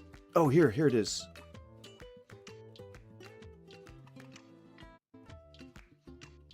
Sound. I'm not really a content creator anymore, so it's like my opinion is the least most important opinion when it comes to any of this stuff. But So this will give I really some wanted context. to tell our experience about working with this one particular person involved in all this drama, okay? So for those who are unaware of the drama, there was this actual play show called Min Max that just came out, and they brought together a bunch of like martial artists and swords people and people with whips and all kinds of action-y people to come together and play D&D, and they raised a bunch of money on GoFundMe, I'm pretty sure. They raised like $100,000, and then and they put out their first episode, and it's fine. It looks like an actual play show. I'm not really here to talk about all that. It doesn't matter. It looks good. It looks fine. I've seen it too. It looks fine. Producer, so that part doesn't matter. It's like it's. Want to talk about? It's something that I don't know that I would necessarily sit down and watch the whole thing of, but it's exciting. It's good. It wasn't bad. It's what is Jason Matsoukas. Jason Matsoukas? Yeah. He was in Taskmaster, and he ate like a thing that he was supposed to pretend was delicious, and he was like, it was okay. It was all right. It was good. It was not bad. It was okay. It was all right. And just the way that he did it, his cadence was really funny. Sorry, I was just thinking about that. The response of a guy named Duke, aka One Shot Questers. He put out this random hit piece, which is weird because he only makes like stupid bard videos and like horny bard videos and stuff like that. He put out he called him out. He called him out exactly. He said basically what you said. It's like he's very one note, very like it is exactly just fluff, I guess. Noise. A hit piece video calling them pathetic, saying that alleging that they misappropriated funds. See, he knows how to use legal terms. He's saying that he alleges they misappropriated. And all this other stuff, and he broke down how much all of this stuff costs, which is all wildly wrong, by the way. But there was one thing at the end of that video that made me make this video. I wasn't going to say anything because, again, I'm not a content creator anymore. It doesn't matter, but we have extensive experience working with this guy, Duke, from One Shot Questers, and I kind of wanted to give my side just to add a little bit more context to the situation. So here's our experience with One Shot Questers. When we were just starting out, we had reached out to a bunch of different content creators for collaboration, hoping that we could network and piggyback on some of their viewership and everything. We had made a couple videos that had gone viral. We had about 2,000 or 3,000 followers at that point, and a few people responded, and they were amazing, and we had a lot of fun doing collaborations on a lot of our earlier stuff. Another one of those people that responded was Duke from One Shot Questers, and we were super excited because he had 1 million followers, and we were like, oh my god, this is going to be the opportunity of a lifetime, like so much visibility and a chance to meet this guy and network. This is like literally an opportunity of a lifetime for some fledgling creators like we were. And not only that, but he lived 15 minutes away from us. I'm not going to dox him. I'm pretty sure he says where he lives, but I'm not going to say it. But we live 15 minutes away from each other, so we were like, oh. Seemingly very normal right now. Seemingly just total like regular people talking about collabs and shit. Just run of the mill. Pretty average. Great, we can meet in person, whatever. This is going to be awesome. So we make plans for him to come over. He comes over, and instantly we could just tell that this guy is just not chill. By that, I mean, he always has to like needle you and neg you. Like, he would like look around your house and like look at our D&D studio and be like, whoa, this is kind of a tiny spot for a D&D studio. And he's like, oh, this is your equipment? And he's like, what mic is this? Just like little needling and negging things like all the time, which we'll come back to later because there's a hilarious one at the end of this one. But we kind of just brushed past that because this was an opportunity again. And anyway, he asked who else we're collaborating with. So we tell him, oh, we're collaborating with this, and this. And he's Duke in this scenario is fishing, essentially. He's trying to find a way to increase his viewership. He's not looking to collab with smaller creators. He's like, who are you collabing with? He may say this already, but that's like a classic like salesman sleazy like technique, riding on other people's coattails. That's why I have this in my brain, but I haven't said it on stream. But if I was ever to like try and make money or something, like I wouldn't want to do it by trying to like I'll reach out to people of my similar viewership or like higher viewership than me, but within like reasonable numbers, to do collabs with. Like I haven't done that for a while, but I reach across as opposed to trying to be pulled up. And like I want to be able to say that with confidence even later down the road. Like I don't want to have to be like feel slimy for lying about that. Maybe that's like maybe that's my being on somewhere on the autism spectrum. Maybe that's like my you know, the thing that I'm like fixating on is that I want to make sure that I'm maintaining some bit of integrity if I was to move along this journey. But yeah, I think he was just fishing. He was fishing for coattails to ride. So you collabing with anyone else who's big, or who? Give me their information. What flavor of autism are you? Yeah, I mean, I was trying specifically not to say something that like that reductive, but As we're telling him, he pulls out his phone and is looking. it would be commenting that on how many it would be that followers these people have. I'm Is, oh, I'm extremely unwavering in my values. 1,000 followers. Okay. You know, just Yeah, stupid. yeah. No, see, he did say, he basically alluded to the fact that like he was uninterested because he didn't have someone famous in his pocket already.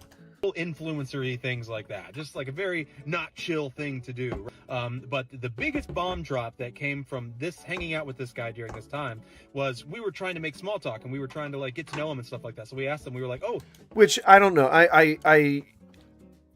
I don't want to generalize, but most business meetings or collaboration meetings or whatever, like stuff that would happen if you had a manager who was reaching out to somebody else's people and you arranged a lunch or something like that.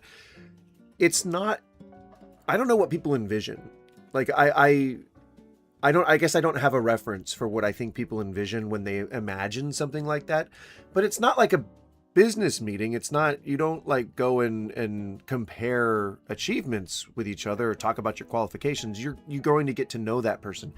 Let me also just spoil it for any of you who happen to be randomly flipping into this on the vertical feed and are young enough to be looking for your first job. None of that shit matters. All right. Like, and I know that is a very definitive statement that's very broad and general, and it doesn't really mean much, but none of this shit matters. Most interviews are really just conversations.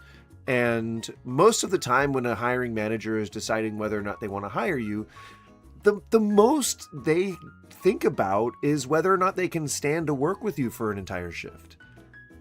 That's really the most, either that or if they can use you. I mean, if they're shitty people, sure. I mean, I would think that taking advantage of you probably factors into it there, but most of the time, it's just, can I stand to work with this person for the next 8 hours?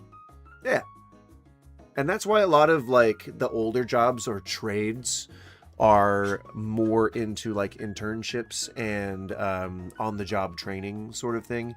Because that's how you figure it out. You go and you do the thing, you have a hands-on training, and they decide whether or not they can stand to work with you. And if you end up being a pill, you end up being an asshole, they're probably not going to want to work with you, and you might lose the job. That's really all it is. It's just about being liked and being, you know, at least just being your presence being appreciated. You know, when people miss you when you're gone, you know you're doing something right.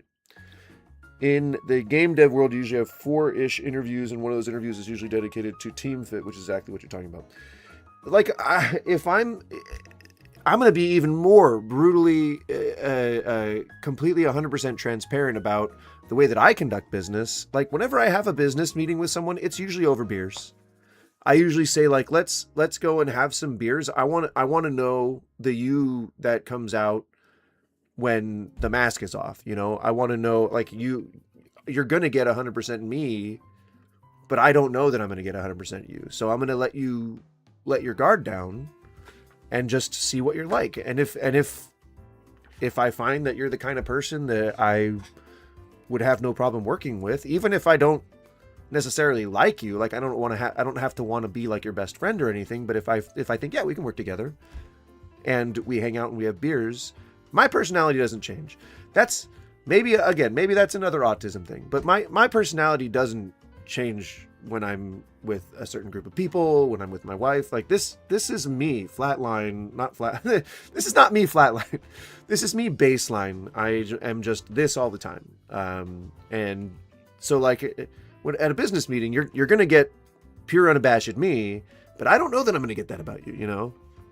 So that's why it's usually like, I like to just have a beer and hang out, get a little bit warm around the face, you know, a little bit of tipsy if things are going well. But if you decide you want to hang out with that person, then fuck yeah, we just keep it going into the night, have some shots of whiskey and shit, you know.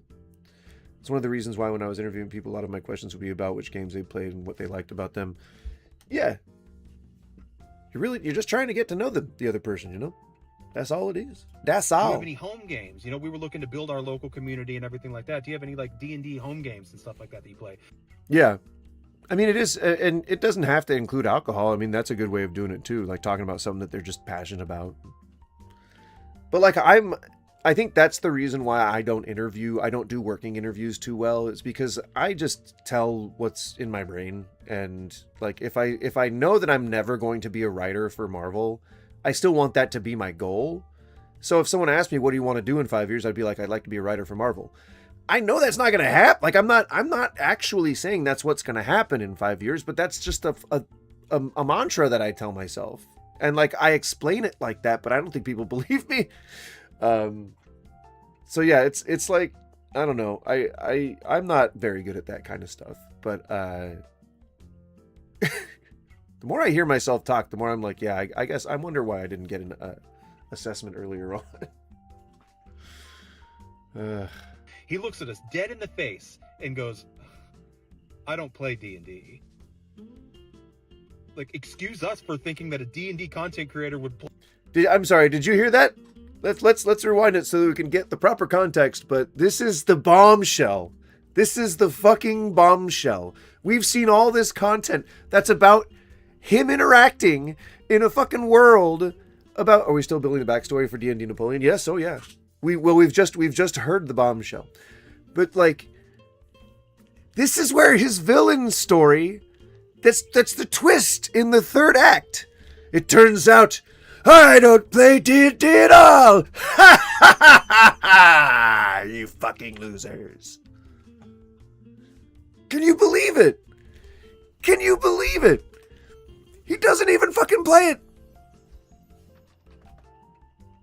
Can I rewind this? How do I rewind this?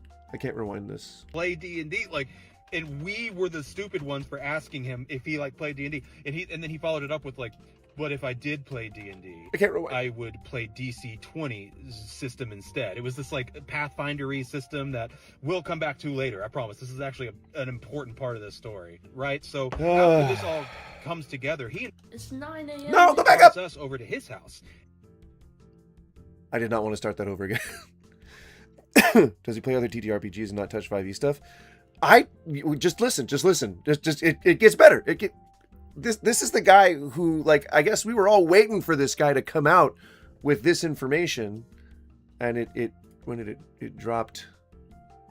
Like a day ago, 3 days, 4 days, something like that. How can I tell? I don't know. Whatever. I don't want to mess this up. And it's not to stream or anything like that. He said, I just want you guys to come over to play some DC-20 with me and a friend. And I'm like, and so me and Lucy are sitting there. We're like, okay, what does that mean? Like, is it just like hanging out and shooting the shit, you know? Like just having fun? Or is this business related? Like, we weren't 100% sure. And he was very not forthcoming with this information. So we end up going over there, see, because you got to know, like, which gear to switch to. Like, am I putting on my schmooze face, or am I putting on my professional, or my fun face, you know, like, or professional face? What schmooze would be like fun, and then professional would be like cold, like, yes, interesting, oh, yes, yes. Why isn't spacebar working? No, stop!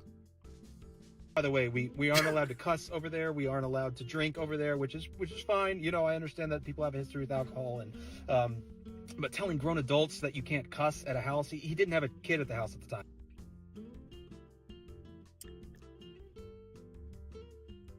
I'm telling you, the lore's deep.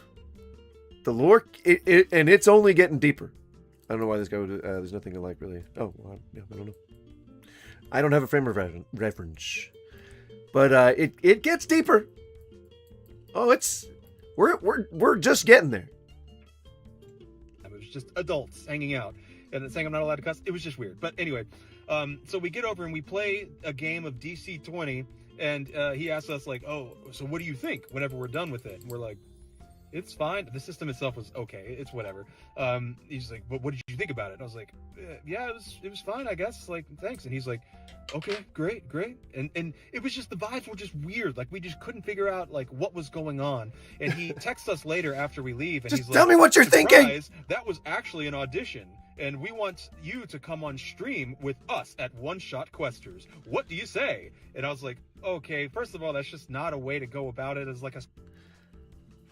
So, I mean, I think it's clear at this point that this guy, he's got an ego problem.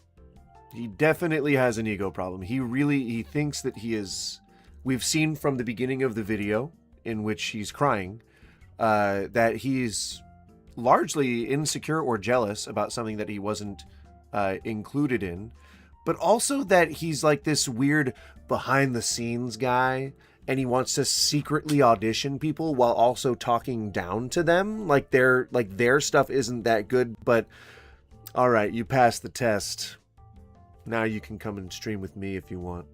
Like, for real, dude? And he doesn't even play the fucking game. Stop hitting the spacebar. I need to stop hitting the spacebar. Yep. No, no, he's weird. surprise like audition that we didn't even agree to or like want to be a part of, but we ultimately decided. You typically sign up for auditions because then you can put your skills on display. That's the wrong kind of allowing people to let their guard down. That's the wrong kind of that. That's inviting someone to your home, having a date essentially, and then saying, "Congratulations, I just interviewed you. You didn't know that, but you were in an interview the whole time. I was analyzing every single fucking thing you said. You're hired."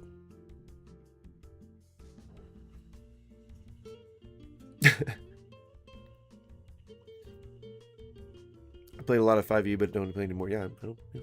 Decided that it was going to be an opportunity that we couldn't turn down, and we'd get a lot of visibility still, and we could look past everything else, and it would be Spittle fun. on the map. We ended up actually appearing on his stream, which he of course deleted that video for like a Christmas special. This was like 2 years ago or something like that. And it was fine. I mean, we didn't like the way that he treated one of his employees, but we don't need to like go into that. It was mostly fun. But like the We do. stuff, all the Go time. into it. We walked into his house and he showed us the D&D studio, and the first thing he says to me is like, "A lot bigger than yours, isn't it?" You know, and you're just like, What a okay, man. douche. Like, it just comes off as like wildly insecure and jealous, and like he needs to bring you down, you know, in order to like feel taller than you type thing. I've dealt there's with that people word, like him taller. my entire life, so I can just like pick it out, you know, and it's just like, you know, what are you talking about? So anyway, it's just a bunch of this kind of stuff, and he like really was pushing DC 20. And then after the one stream, he hit us up again, and he was like, "Hey, you did great on that stream. Do you want to be a part of something like this long term? Like, do you want to do like a DC 20 actual play show? It's going to be about like 12 episodes or whatever." And we were going back and forth on it. And at this point, we had like multiple viral videos. We went from like 2,000 or 3,000 to like 25,000 followers. We were like, God, do we even really like need this right now? It'll take a lot of time. But anyway, we go back and forth with him, and eventually we settle on like, we can do a bi-weekly actual play, as long as it doesn't detract from what we have going on. Oh, and I forgot to mention, in that stream that we had done with him, he didn't credit us. Like, he did not tag us in any kind of promotional anything. The only mention of us was at the very bottom of like 1,000-page bio of the stream, and it didn't link to anything. All it said was tabletop for 2. That's it. And which, whatever, you know, I think he did the bare minimum so that he could say that, you know, well, I did credit them, even though you didn't really make any effort to credit us, but whatever. Anyway, so we go back and forth, and we agreed to like this bi-weekly actual play thing that was going to start like 2 months from when it actually was at that time. And so 2 months go by, we hear nothing from him. Completely ghosts us. 2 months after that, still nothing. Now, I just want to mention, I am not connecting these two, but do you remember when we watched that video with him in his studio where he was talking about how a couple of years ago, the first game that he was about to start with people, you know, local people to him, kind of fell through because they wanted to, you know, him to move his schedule around instead of, and I'm not connecting the two, but this is the one that he said that he was really bitter about. I'm not connecting the two, but they sound connected. If you remember, where is it? This one. Let's just play that part again. I'm not trying to play internet sleuth here. There are better internet detectives than me. Which one of my players asked, is it because they don't know what birth control is? They are the creators of Elamic, and we have this world that you come on, man, to be able to have these discussions and to be able to, or, you know, I'm known for my characters and, you know, being in front of the green screen and whatnot and having a script. Make and better following scripts. That. I can't do a lot of that stuff anymore because I play stay-at-home dad most of the time, and I just do not have a lot of time. But and it's fine. It's fine. It's totally fine. It's totally fine. It's okay. It's okay. I love my kids. I love them. I love them. Oh, I love my kids. I'm still gonna have fun. I'm excited to be able to have these discussions and to be able to tell these stories, and you guys still see gonna have more fun. of me rather Still gonna than have fun. We're still focusing gonna on the music or, you know, major edits or things like Still gonna that. have Let's fun. jump right into my first D&D story that Dude. isn't in front of an audience. This story takes place in a world called Elamic. This world has... Oh my god, dude. I'm over it. I promise. There we go. Okay. Because of that, and I'm not bitter. The campaign another game. Could you move your schedule? It was ready 3 years ago with a different group of players, and after we got everything set and we got schedules figured out, 2 of the players, after joining my game, went, hey, we joined another game. Could you move your schedule around so we can play at this game? He could just be making it up. But this dude said a few years ago. He said that this happened a few years ago. Maybe if someone can confirm that. It might be these guys he's talking about. So I reach out to him and I'm like, hey, what happened to this actual play series that you had in mind? Whatever. I don't hear. I mean, if you're going to do that, Skippy, you shouldn't be telling me about it. I cannot ever support people going and brigading somebody. Not that I have a large viewer base, but you know what I mean. Like, if you're gonna do that, don't go advertising it. Back from him for like a week or two. I text him this. I don't hear back from him from like a week or two, and he's like, "Oh yeah, that. Look, I want someone who's dedicated to what we actually have going on." Basically, he was mad that we wouldn't drop everything that we were doing with Tabletop for Two and join him in his stream. Now, I don't know if you have ever worked for somebody like that, but it is. The majority of the business owners that I've dealt with are very much like in their own head, like this, like they're passive aggressive, and then they're like, well, you should have pursued something with me. Okay. There was a person that I was working with for a long time, not for a long time, a person I was working with for a couple months. I was helping them with their meal prep program, and we were doing just classic recipes, like yams and steak bits, you know, like healthy food stuff, I guess, meal planning shit. But I'm here on the decree of Goose. I don't like your content or your attitude, sir. Yeah, maybe not like that. But yeah, he was the guy that I was working with was really big into like food prep and doing like meal delivery and stuff like that, which I thought was an admirable venture. You know, he wanted people to get in shape and feel better about themselves. Pretty cool. I thought that was good. A little expensive for my taste. Well, I don't fucking know, man. I'm just coming up with something off the top of my head. It was like chicken Florentine and shit. It was just decent stuff. It wasn't like I wasn't plating or anything like that. We weren't working any Michelin star restaurants. We rented out a pho kitchen with like one burner, and we worked during their service. But so he and his wife ran the business, his catering business, and they were the wife was his business manager and the source of all of his funds. Was it one with the cool wok burner? Oh yeah. Yeah, it had 2 walk stations and a big one of those big low boys they make like gallons and gallons and gallons of pho broth on.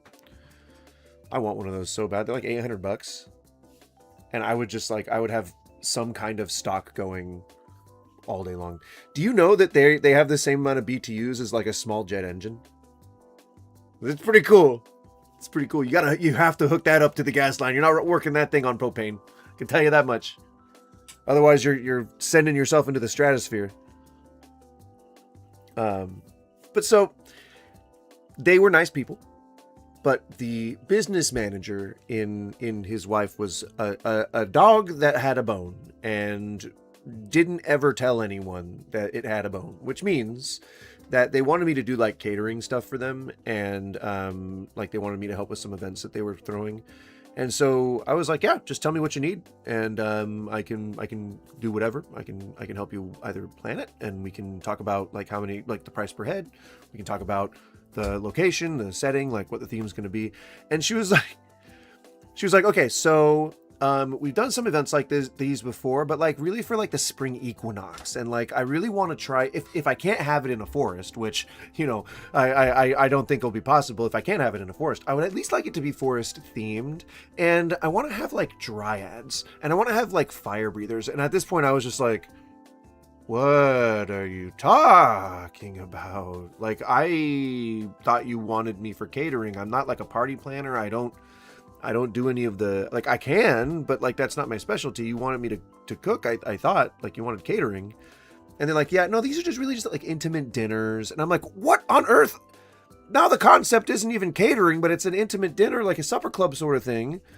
And it got like, she got very complicated with it. And I was like, oh, well, just itemize everything, and let me take a look at it, and then we'll go from there.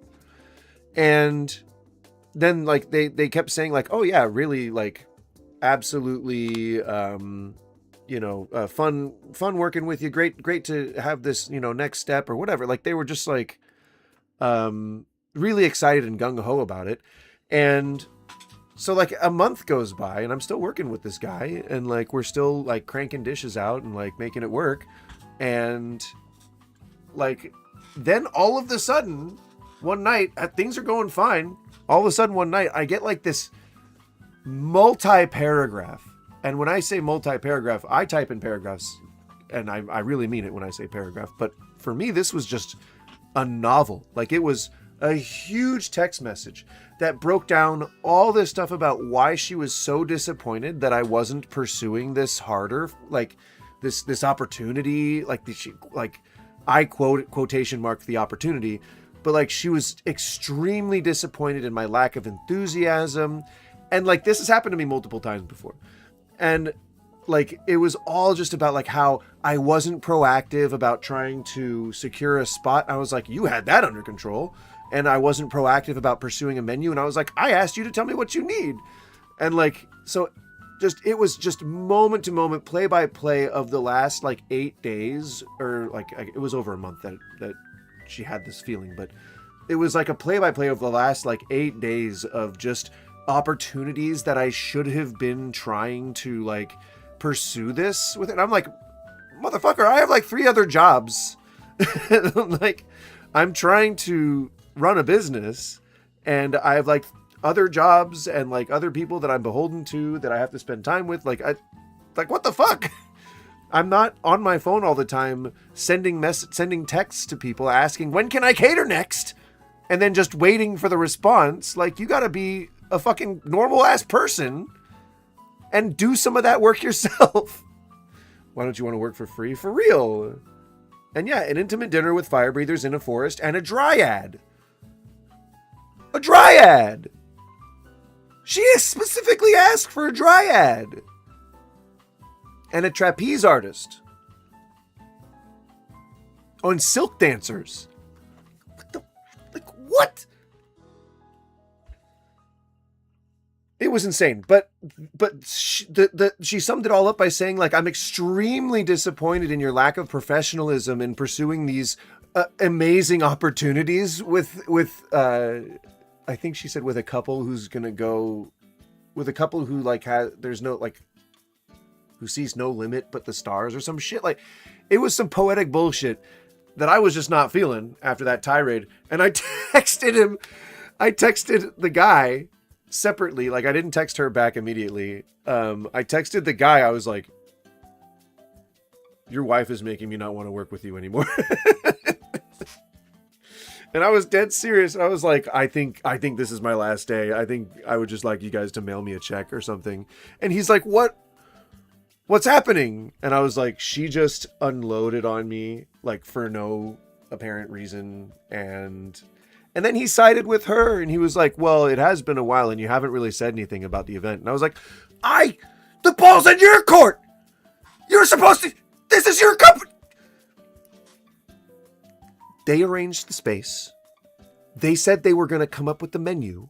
They said they were going to tell me how much per person so that I could factor in costs so that I could budget the thing. And they said they were going to get it to me within a month of the event so that I could plan. Never did any of that. Never even came up with a time that they wanted to have the event. Never even, like, they wanted to do it out of a fucking Freemason lodge kitchen.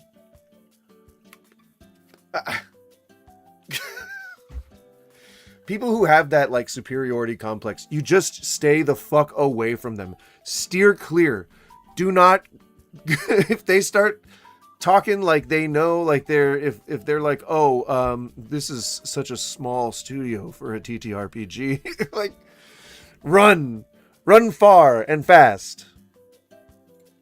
And like uncredited his table, like he wanted us to work exclusively for him to promote DC-20. Like he wanted to use our, I don't want to say creativity, like talent or whatever, but he wanted to use us to promote DC-20, but not as Tabletop for Two, as one-shot questers. Which is insane. Hey guys, about half the time you put out content, I'm going to have you drop your own brand name so that you can promote mine. Have you not ever heard of cross promotion? You know that's what collabing is, right? Not just someone working for you for free. That's insane. That's fucking insane. They live in the dry pantry, not the walk-in, okay? It's an easy mistake to make. Stop hitting the space bar.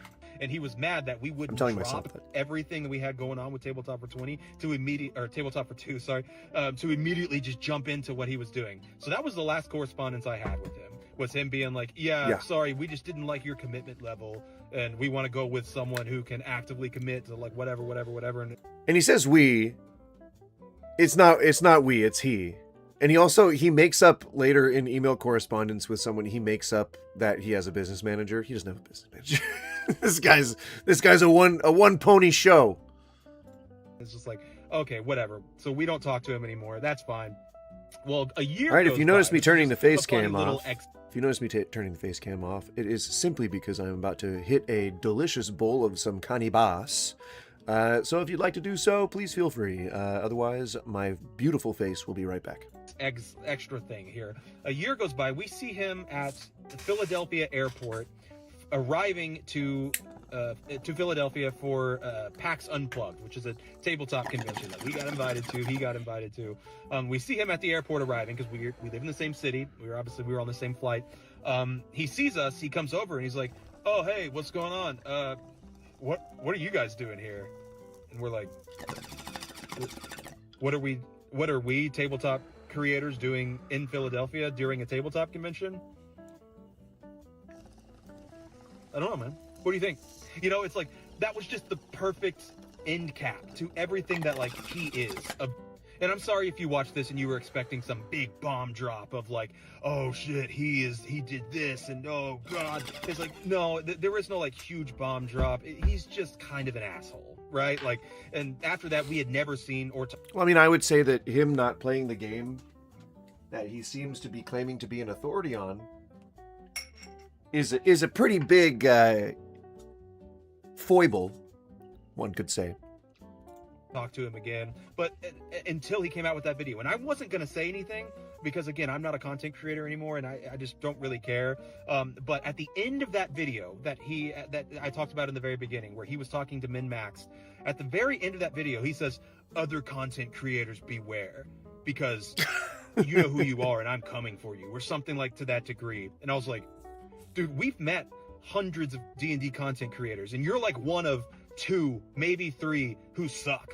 It's like, what do you have? Like, who gives you the right to say, "Oh, other content creators beware," when you're one of the like 3 out of hundreds who actually suck? It's like him and DM's Layer are like the only 2 actual shitty people that we met throughout our. Well, yeah, it's cynical. If you notice, he seems to have a pattern of kind of acting like he's the most important person in the room, and that can translate to acting like you've created the systems that other people are playing. Because again, you know, this guy's. I think the video is over for this guy. Being content creators. Most people that we met in the content creation space are amazing people. There are some. Yeah, he's outroing now. But like, yeah, once we get back into his thing, he acts like he created the min-maxed thing. And then he even like bundles his accusations in in a what seems like a job application to go and work at min-max. It's a whole trip. You know, super influencery LA people that I don't really like. I'm not a good networker, content creator, whatever. But for him to sit there and say like, "I'm coming after you," it's like, dude, you suck. Like you have no position or right to say anything to anyone about anything. It's crazy, dude. So last thing, he was telling us the story of how he got started as a D&D creator, and he didn't play D&D. He got the idea from his wife. He was a YouTube Shorts comedian. Like, he was trying to make it big on YouTube Shorts. His goal was to make it big as a YouTube Shorts creator, as like a YouTube creator. And his wife suggested that he try D&D and use that. And there you go. As like a way to do it. And he said and he that's did play the dunk. D&D with his wife previously. That's the but he doesn't anymore. I don't know how to. I don't know. And so I don't know how people play basketball, but I think it's like you do like a hoo-ya, hoo-ya. Do something like that. You do like a boom, boom, boom, and then you do hoo-ya. I'm trying to like, I got the ball, and I'm doing that. Hoo-ya. It's going right in. There it is. I don't know what a slam dunk looks like. He took that idea in order to make it as a content creator. He was like a content first creator only. Doesn't really care about D&D. Doesn't care about the game, the creativity, the improv, nothing. He just wants to be famous, which I think in the video is the reason that he posted that, which is so off the wall. Because like I said, he only posted stupid fucking, "Oh, I'm a horny bard" skits before that. But now he just posted a hit piece for no reason. I think he's just trying to stay relevant, but he's also jealous. And he saw the success that Min-Max was having, saw that he wasn't invited, and he's just a very bitter, mean, insecure person. Every time I saw him at conventions, he would be by himself or with his employee, walking around by himself, not talking to anyone. It's just like, he is just a sad, lonely person. Like I said, he's 10 minutes away from me. We have dozens of other D&D friends that we hang out with all the time in our community, and we have such a great time sharing this game that we love. And like, he could have been a part of that, but instead he separates himself and he isolates himself because he thinks himself better than everyone. Because there's always someone bigger and better out there. It's like they see life like an anime, you know. It's the neckbeard cult sort of thing. But that's the only kind I can grow, so I can't grow a beard. I have to just avoid it. You know what? No, I can grow whatever I want. If I want to grow a hair right here, I'll do it. You people can't say shit. Can't say shit. If I want to eat a chicken sandwich, I'll fucking do it. I'll fucking do it. First slide is their layout, $100,000. And there is 52% dead space on your screen if you're watching this video. A cynical way in, because that sounds like a ridiculous claim.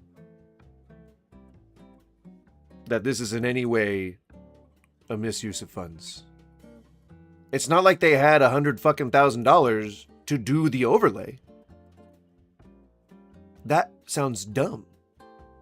I play WoW people like that. They always have to flex their WoW knowledge when you're just having a normal conversation. Skippy, was that a meta comment? Was that a meta? Did you mean for that to be meta? Now, don't you dare trying to say anything like, what are you suggesting? You know exactly what I'm saying. Did you mean for that to be meta? I think you did. Yeah, I'm not familiar with DM Slayer. I don't know who that is. DM Slayer? DM Slayer? DM, is he? There's 80% of dead space without the VTT on screen. You don't believe me? Here it is. That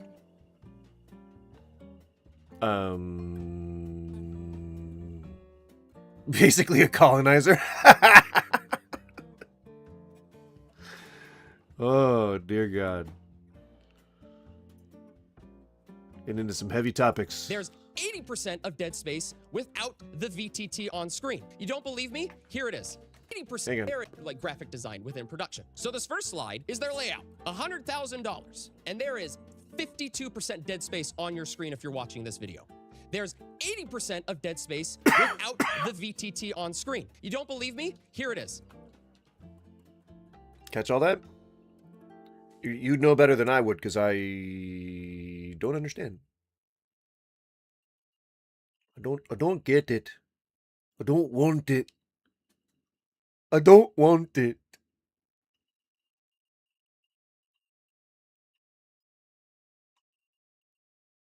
Oh, is she his aunt? Is that? Nope. Don't do it. Don't do it. Nope. Go back to Bossa Nova. Chill. I caught it. Get another goddamn copyright strike. Well, they raised $100,000 for their GoFundMe or for their campaign, but it's the whole thing. But it was for the whole season 1, or not even the whole show. Like now they're going to have season 2 and season 3 and whatever. I see what he's talking about in terms of negative space, but I'm not sure what point he's actually trying to make. Well, again, so okay, just like in art, in the art world as well as in the food world, negative space isn't a bad thing. Like that's where all of the noise happens. That's where all of the music happens in jazz. You know, I don't know much about jazz, but they say that the music happens in between the notes. That's where the jazz lies. All right? I've known a few jazzmen. That's right. It sounds like a last name coming out of my mouth. Or a stripper's name. But this is good. This adds like character, right? It adds legitimacy to the world. Like this is necessary. This is like, what if you just had, what does he want? Stats? Actual flames?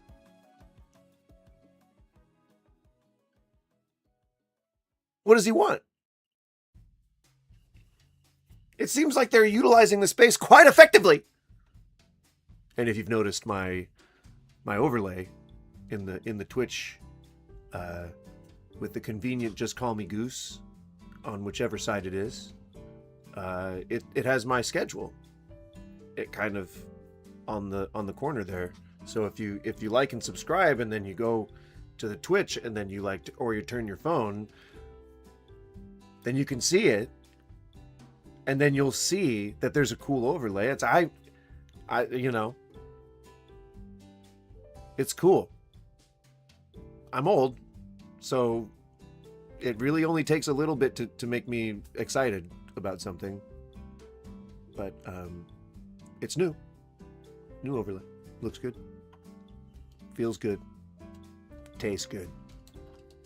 That is all you see with the creators, and this I is don't know why everything that you see for everything else. There's no reason why each of these shots need to be so zoomed out. And why these creators, you know, the creators that people wanted to see play together are so little. There is no excuse for that. Why is there so much more space for the DM?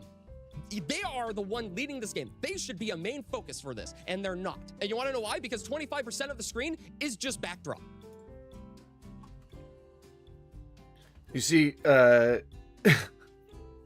his gripe appears to be that those fucking actors, I need to see you closer. I need to see every single little emotion in your face as I see the light drain from your character's eyes after a particularly brutal hit. I need to see the surprise on your face when someone reaches down to touch a chest and it turns to bite him. I need to see the lust in the bard's eyes to fuel my content machine from a game I don't even play. Like, what is it? What does he want? What? Viewers are seeing more backdrop than the people they paid to watch D&D together.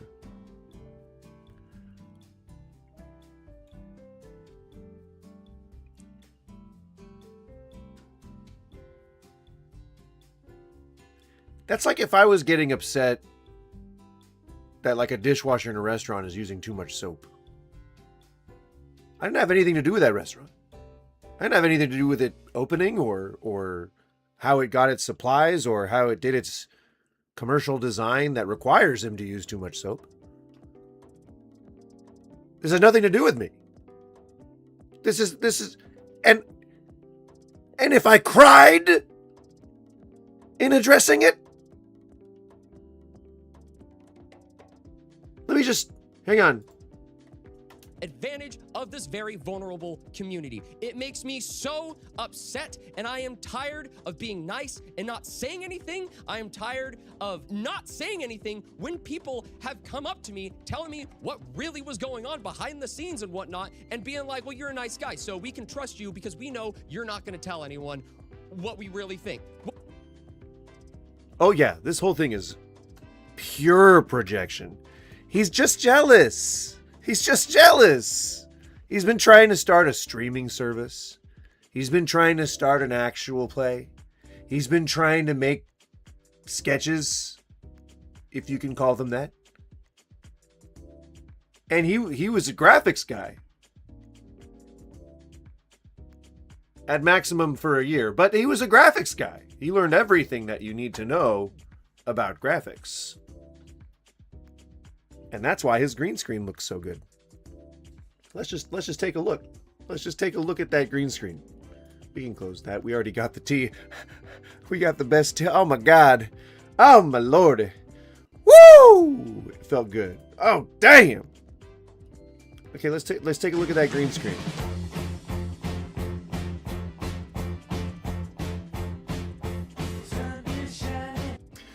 So he's a graphics guy. He's a graphics guy.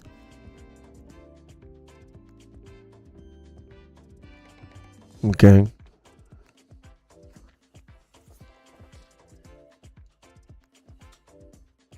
Just so you know, he's a graphics guy. He spent a year in graphics place.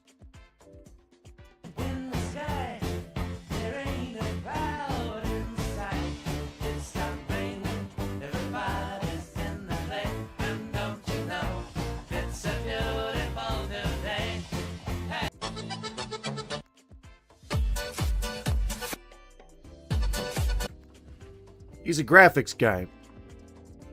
All right? Just understand that. Okay? He worked a year at Graphics Place. Okay? Don't you fucking question him. This was the conscious choice. This is an artistic... He's taking artistic license here, okay? I don't want to hear shit about it. No cyberbullying, okay? I was cyberbullied within an inch of my life last night.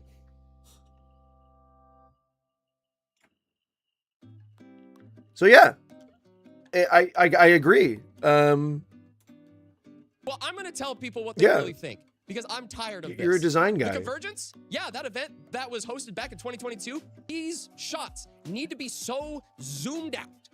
And why these creators, you know, the creators that people wanted to see play together are so little. There is no excuse for that. Why is there so much more space for the DM? They are the one leading this game. They should be a main focus for this. And they're I'm sorry, what? You just contradicted yourself. not. And you want to know why? Because 25% of the screen is just backdrop. Viewers are seeing more backdrop than the people they paid to watch play D&D together. And it's crazier when we get into more of this, how much this backdrop feels, or this set feels. Every single one of these could be a joke somebody outside of TTRPGs would make and slap a screenshot of Skyrim on the background of. Yeah. I think what happened before this was like right after his well, yeah, but that's stupid. They can adjust it if they want. Who gives a shit? You can still see him. Yeah. I think this was like around the time like when his business ventures were all failing and he was seeing his subscribers dropping because he's run out of ideas for sketches. For sketches. More of a priority than the actual game itself. Moving on. This is the big kicker. This is what ticked me off the most. To remind you, if I haven't said before, they had a budget of over $100,000 to work with. Mind you, they had some fees that they had to pay from GoFundMe. That's totally fine. That is normal. They also set aside 25% of that earnings to taxes. That is also very smart. So they had around, I think, $72,000 to work with by the end of this. They talk about the atmosphere. This is the first thing that they show within their budget breakdown. I'm sorry, excuse me, what the fuck?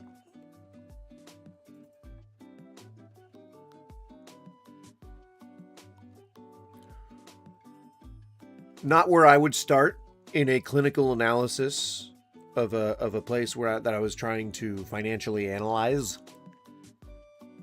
But who the fuck am I?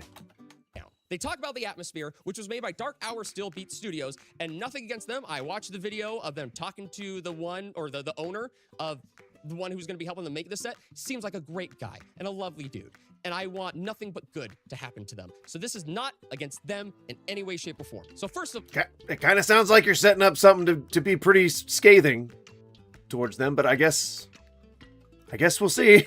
they talk about the set. They talk about this gaming table. They talk about this venue, and that cost them $7,144. When you first watch the first episode, if that is all we're gonna see, if this right here is all we're seeing, why did they have to get a set and not just use backdrops that they will all still be able to see and use? You can get a very nice printed backdrop for like $100 each. Boom, that's $400 they could have used for that. Let me... What? So you don't want like authentic props, you don't want like dynamic lighting, cool shadows, you know, you don't want to underlight things, you don't want to like set.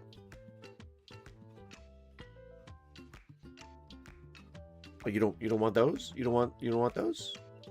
$7,144. When you first watch the first episode, if that is all we're gonna see, if this right here is all we're seeing, why did they have to get a set and not just use backdrops that they will all still be able to see and use?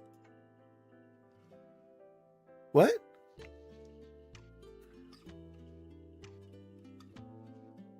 It's world building. If they're doing a live play or an actual play, then why not make it immersive? Why not make it like part of the why not make it like as authentic as you can or immersive as you can?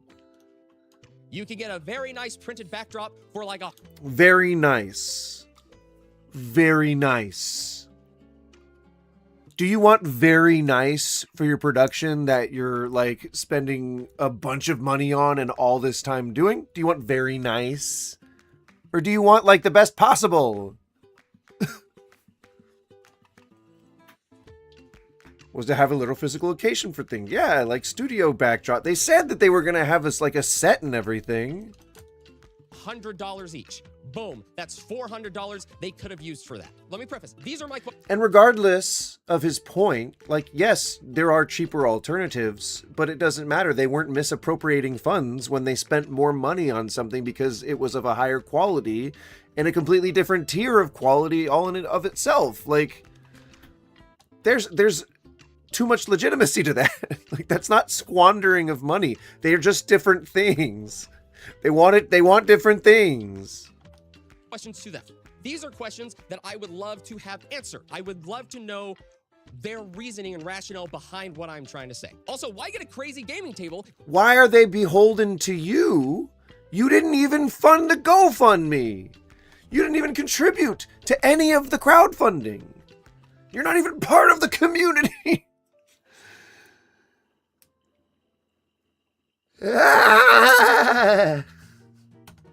If you're not going to use it for minis and terrain, what was the point if you're using a VTT? I bring this up because in their video of Is that virtual tabletop? Am I guessing that correctly? the breakdown, they talk about this gaming table and how cool it is, and they can't wait to play on it. The tech guy running it posted a video about the behind the scenes stuff. They show the table. It looks nothing important. And with the table, in the Oh, what a well-researched and objective opinion he just levied there. Nothing important. behind the scenes stuff. They show the table. It looks nothing important. And with the Scathing criticism. I doff my cap. Play. in the table, there's a big hole cut out where all of like the lights and microphones are being held up in. So why'd you go out of your way to make this grand table that's not even going to be like shown on?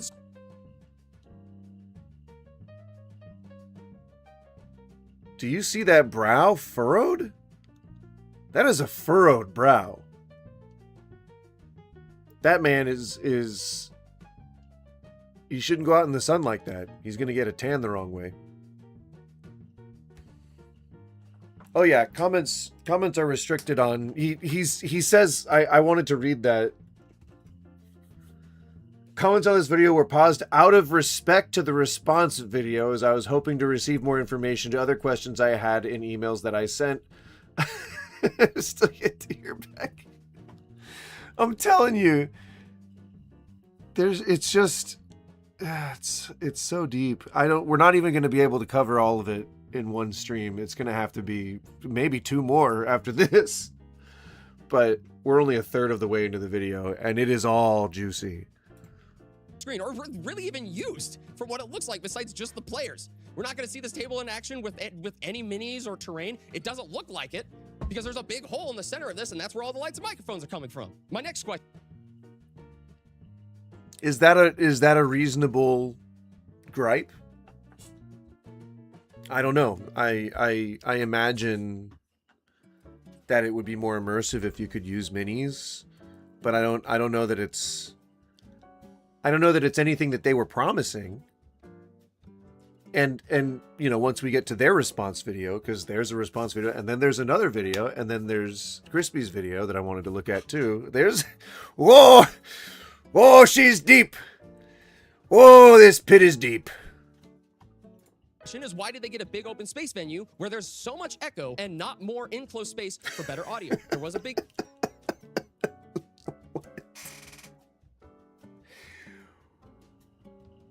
You're upset about the venue. I don't know what to tell you, Bucko. I feel like there were probably very few possible venues. Not to mention the fact that they probably did it at one of their properties. I would have to imagine. Again, that I think that I remember that being in the response video that they released. But Jesus. issue, and I saw this in the comments everywhere, that some people were way too quiet and it was super hard to hear. So this pricing for what episode 1 gave us does not justify. I mean, that is very easily something that they could either adjust in the back end if they still have the project available, or they could very easily just adjust it for the next broadcast. I don't see that being an issue. by what supporters sent over. To me, this does not justify anything. Moving on, the art. In total, the art cost them $2,000. Character art cost about $1,200. I'm not gonna argue about that one. Character art is expensive. I've paid for custom character art. It can get pricey, so I'm gonna give them this one. I bet you have, sir. I bet you wouldn't dare showing us most of it. One wonders what's in the bottom shelf of your filing cabinet, sir. Although it's probably important stuff because you're too short that you need to reach it. Oh wait, no, that doesn't work. Damn it. No, because if you're tall, see, because I'm saying this as a tall man, that when I bend over to grab something, it hurts because I'm old. You know, my joints creak, and you know, I feel like my hips. I'm geriatric, you know, like I creak and I pop, and I rip and I rhyme. How does he have the price breakdown? I think he's just assuming. Or they have some breakdown available, like for transparency on the Kickstarter or something. I'm not sure. The logo design is outrageous. Once again, I worked at a graphic design company. For a year! And so I know all about graphics. I have made logos from people. I have made designs for other people. And not once, I don't know how much it's changed since I worked there to now, but not once did I ever get close to an $861 fee for creating. Can't even say the word quote. Because he probably never did any of this. Creating a logo. And you want to know something even funnier? Is I went onto a website that I know. Sure. I think his definition of funny seems to really differ from mine. Because nothing that he's released has been funny. So I think we have different ideas of what comedy is. And that's fine. Comedy is subjective, right? You know, there are some things that are universally funny, like farts. You know, but not from women.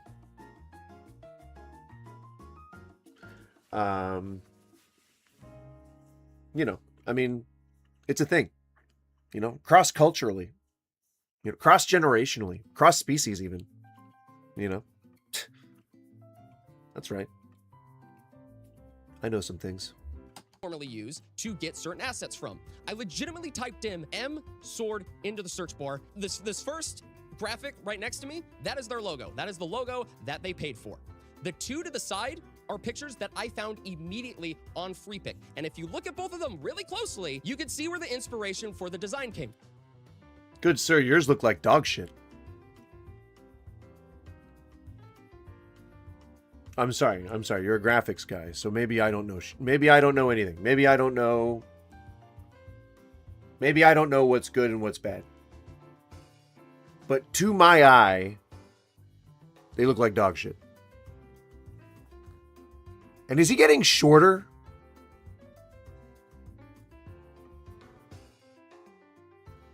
I think he's getting shorter. I think we're going to need a new poll. Hang on.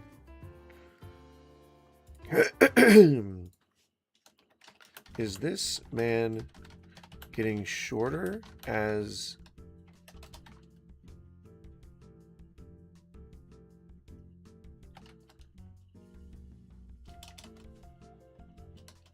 with... Is this man getting shorter? I think it's good.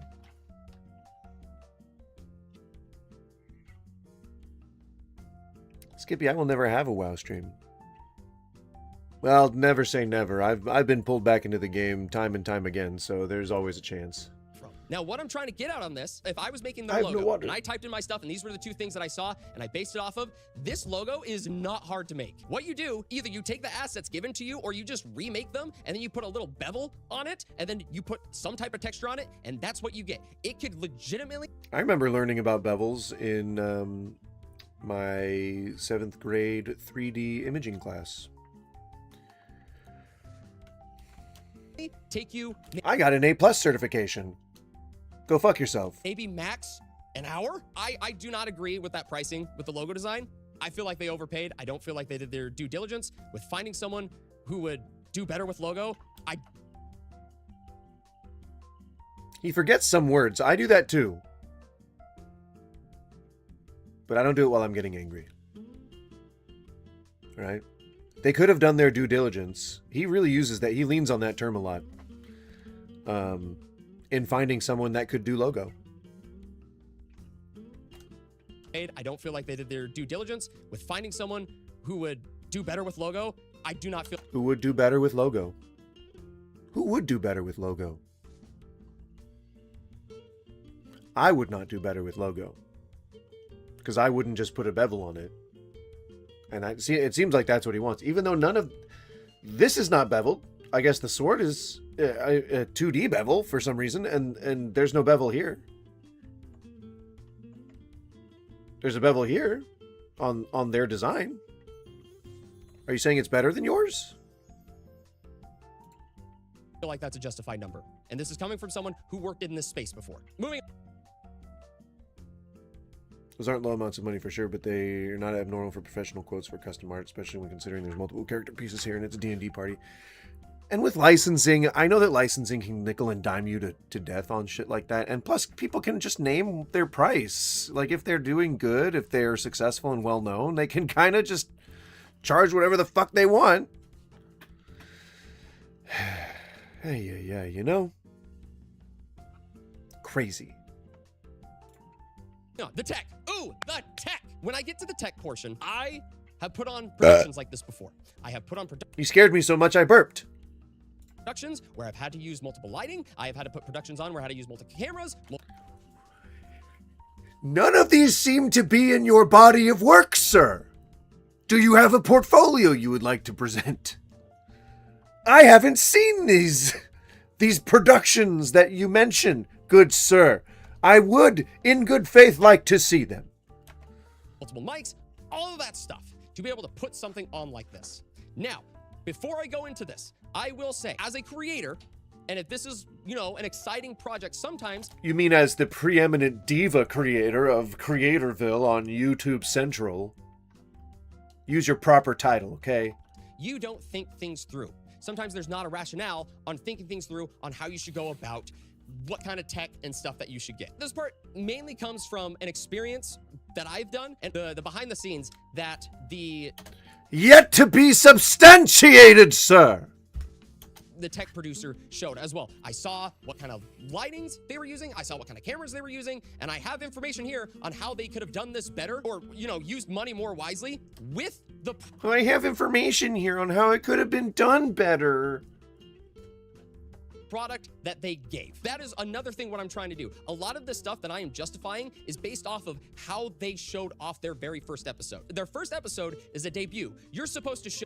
The first episode is like doing really well, I think. For long form video, subject matter, he's doing pretty well. Everything that people should really get to experience. If not everything, at least something. But what they deliver... At least something. What? If I'm to understand that what's on the screen is correct, that he could have saved them $4,900. I don't know what that is getting at, but I'm assuming he's saying that that's like where they overspent. That's to most people who run productions like these, if he had any actual first-hand knowledge, don't give a fuck about $5,000. Yes, they should, and producers will, the people who are in charge of signing the checks, but if a tech person is coming up to you saying, like, we got to spend this amount of money, if you don't have a specific knowledge of the things that they're itemizing, you're not going to know whether or not they're springing for $5,000 worth of extra shit, because you could still probably justify it within the entire cost, because that's your focus. Your focus is to make sure that the budget works. And if it works with all that stuff within it and you can still get the episode out, then it works. And people can overquote you. Sure, there's unscrupulous individuals out there, but sometimes that's just what things cost. And if it's what the technology person's recommending, because this is not just a single person venture like this dude wants it to be, it's not intimate. There's a lot of information exchanging hands, and a lot of the itemization details and differences in prices. They might not even have time to go shopping for comparisons on Amazon, like this guy did. In retrospect, you know what I'm saying? Like, there's demands of a production that they had to fulfill, and they had to navigate an entire ice storm as well, which I think put production off for like 8 months or some shit. Was so below average with the funds they got. So let me jump into that. For the camera and rec gear, I have written down here, they used a webcam for the DM. I didn't know which webcam they used. They used 3 Osmo Pocket 3 cams for the players. Now go back and look on how things look. It looks good. Here, I have written down here, cams for the players. Now go back and I mean, the DM looks a little washed out, but other than that, looks fine. I don't see a glaring issue. If I was eyeing for design elements that I like, I wouldn't want these name cards to be so big. But that's just my own preference. Like, I'm not going to impose that on anyone. Especially if it's their money that I didn't even contribute to. Especially not a majority. Just saying. Just saying. I don't know that I'd be like trying to weigh in on that. and look on how things look. If this was me running it, you could have bought 4 Logitech C920s, which are webcams, and you would have saved $665.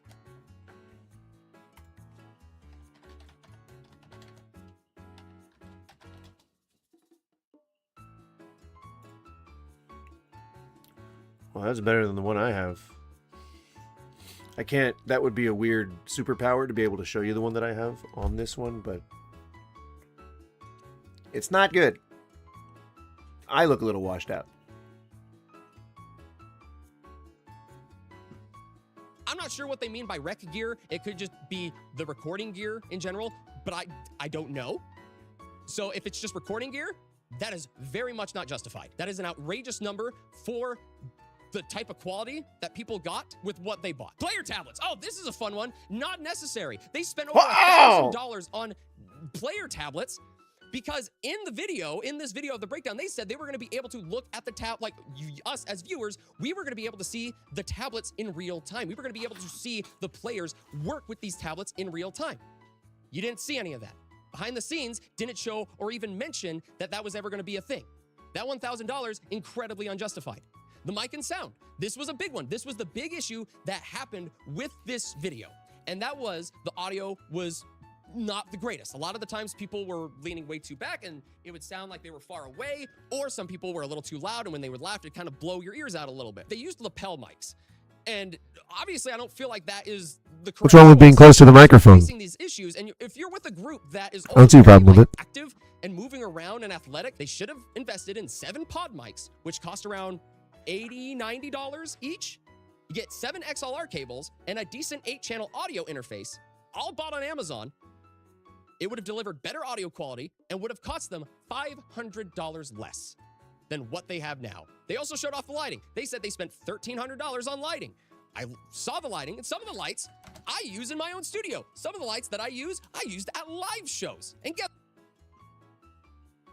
Again, I think I established pretty easily that we have no ability to see any of the things that he's done production-wise. I'm not sure if that's like on his website or something, but I couldn't find it. I couldn't find any evidence that he's ever put on a production before. And I don't know, like, any of the prices of any of the things that he's saying here. So, I'm not sure. I'm not sure.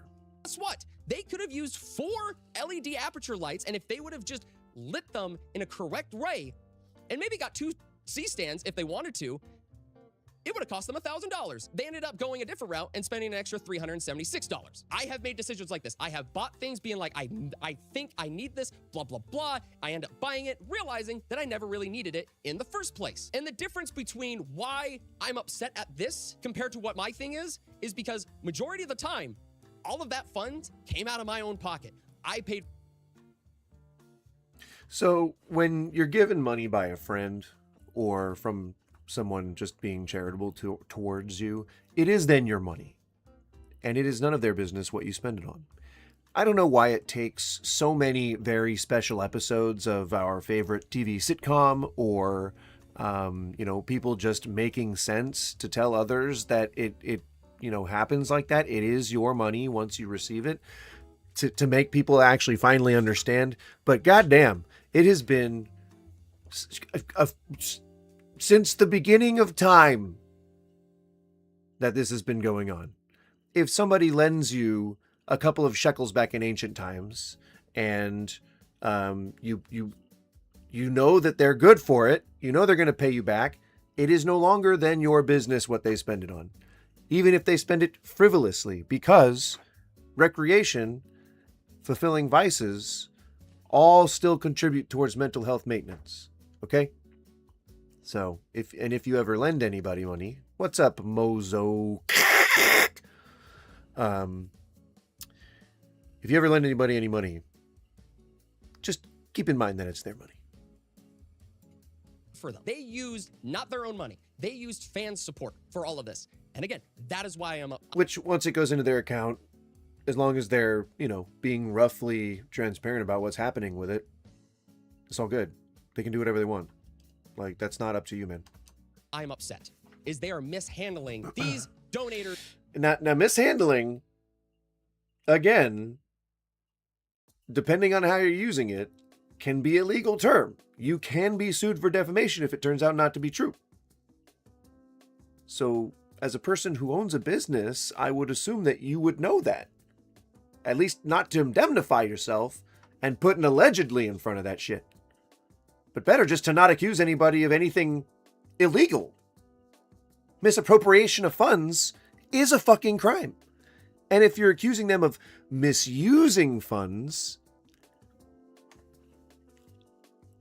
you're getting pretty close there. You're a little ball hair width away from defaming them. So I would be very, very careful. Funds. The total cost. Holy crap. Okay. The total cost for season 1 was $24,840. Now they got a bunch of money left over to be able to do more seasons.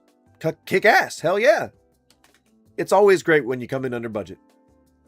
And I get, sometimes you might have like a target in like technological industries, industrial things, suppliers, logistics. You may have like a quota to hit.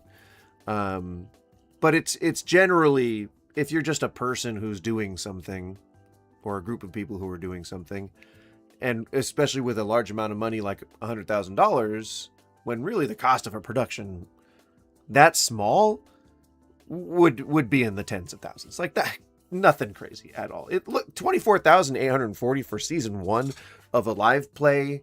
That's, I don't know how many hours, but like it's got also like live action stuff in it. Little moments and just like sketches and stuff. Like it honestly feels like it was worth it.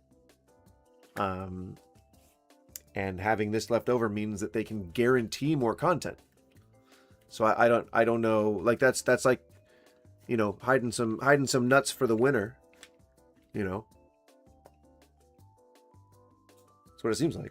Like, yeah, they were being responsible with the donation money. Yeah, I don't know. I don't know what the gripe is. Was them being able to fly creators down, housing them, make sure everyone was good, yada, yada, yada. You know what? I'm giving that one to them because if I supported them and I knew my favorite creators were taken care of, great. I want to make sure they're sleeping comfortably. I want to make sure that they didn't get paid for this, by the way. They were going to make their wages from the ad revenue from uploading the video. So they weren't getting paid while they were doing all this. I mean, they were. They still had to go home and like to their other jobs and shit, but they weren't getting paid for this stuff. Being fed. I've been to events where I've had those things. It's super freaking nice as the creator, and it makes you feel more ready to put on. No, you haven't. A performance. I've been in places where they didn't provide anything, and it sucks, and it's draining on you sometimes. I'm glad they took care of the creators. What I'm not happy about is they put down the remaining budget for future seasons is $47,321. People donated to this series to make season 1 the big one. That's what people donated to. And sometimes it doesn't cost all of the money that you receive. And if you just spend that money on what, like hyper specializing, hyper optimization, like what further success can you achieve that you weren't going to get already?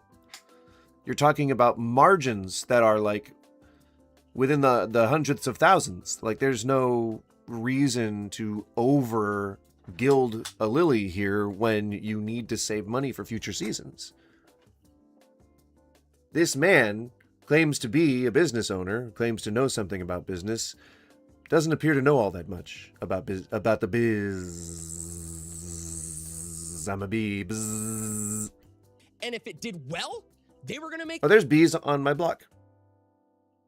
I know that doesn't sound... It sounds like euphemism, but I mean that literally. There are... there's like third-party nature society people that put bee boxes on people's lawns. And they're all going in like full... They're going full thing now. They're going full send. They're all buzzing about. It's very cool. I like it. I love seeing that shit. Other seasons. That's what I got out of those videos. That's what I understood. But instead, they spent 1/3 of their budget for season 1, the one thing that everyone wanted to see, and they're holding the rest as a just in case. I have some... What? No, that...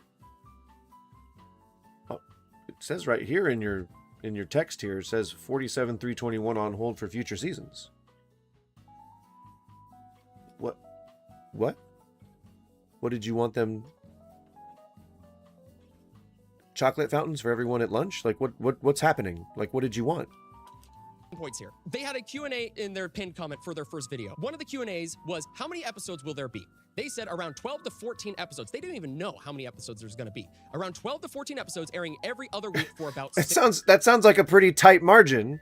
12 to 14. That sounds like they're pretty certain it's either going to be 12 or 14 or 13. There's only 3 numbers in that span. Calm the fuck down. 6 months. Do you guys not know how YouTube works? There is so much that I can say just from that one video that is... Bitch, I don't think you know how YouTube works. He's hemorrhaging subscribers. All because of this little fucking tirade. And there's... I mean, I don't know if I'm the one breaking this news to anybody, but, like, there's no special sauce to YouTube. It's about consistency and about content quality, but there's no special sauce. There's no, like, oh, you've got to produce 3 times a day. You've got to go on this schedule. You've got to post at this specific time. It's like... I'm talking about margins that are hundredths of a percent. Can't game the system. It will show you to some people, and if they don't engage, then it won't show you to too many more people. Crazy that this is the planned schedule for this. The people putting this on are constantly putting out content. They are like putting it... Which makes it even more reasonable that they wouldn't be able to just come out with all of the episodes at once, like, or at least on the schedule that you want. I assume all at once. That's what it sounds like. You fucking taskmaster. I don't know if that's what he's saying, but it sounds like you want a very tight schedule, and I don't think that they could have done that, having lives and being content creators, and a lot of them are martial arts experts, and a lot of them do training. I think one of them owns a dojo. So, like, I don't know what you're expecting here, my good dude man. Out like it's gumballs at a freaking gumball machine that's broken. You just keep turning the knob. I'm sorry. And like it's gumball. See that again? Putting this on are constantly putting out content. They are like putting it out like it's gumballs at a freaking gumball machine that's broken. You just keep turning the knob and gumballs keep flying out. That's pretty much how they go about doing their content. But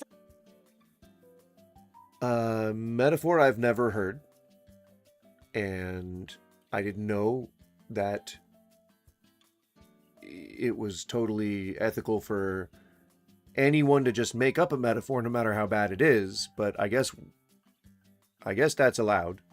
I think we should make an exception for this guy, though. because that was a. I'm not sure if that was the best one. I'm not sure if that's the best metaphor that I've heard to excoriate a production that I don't like because they put out other content as their main source of income.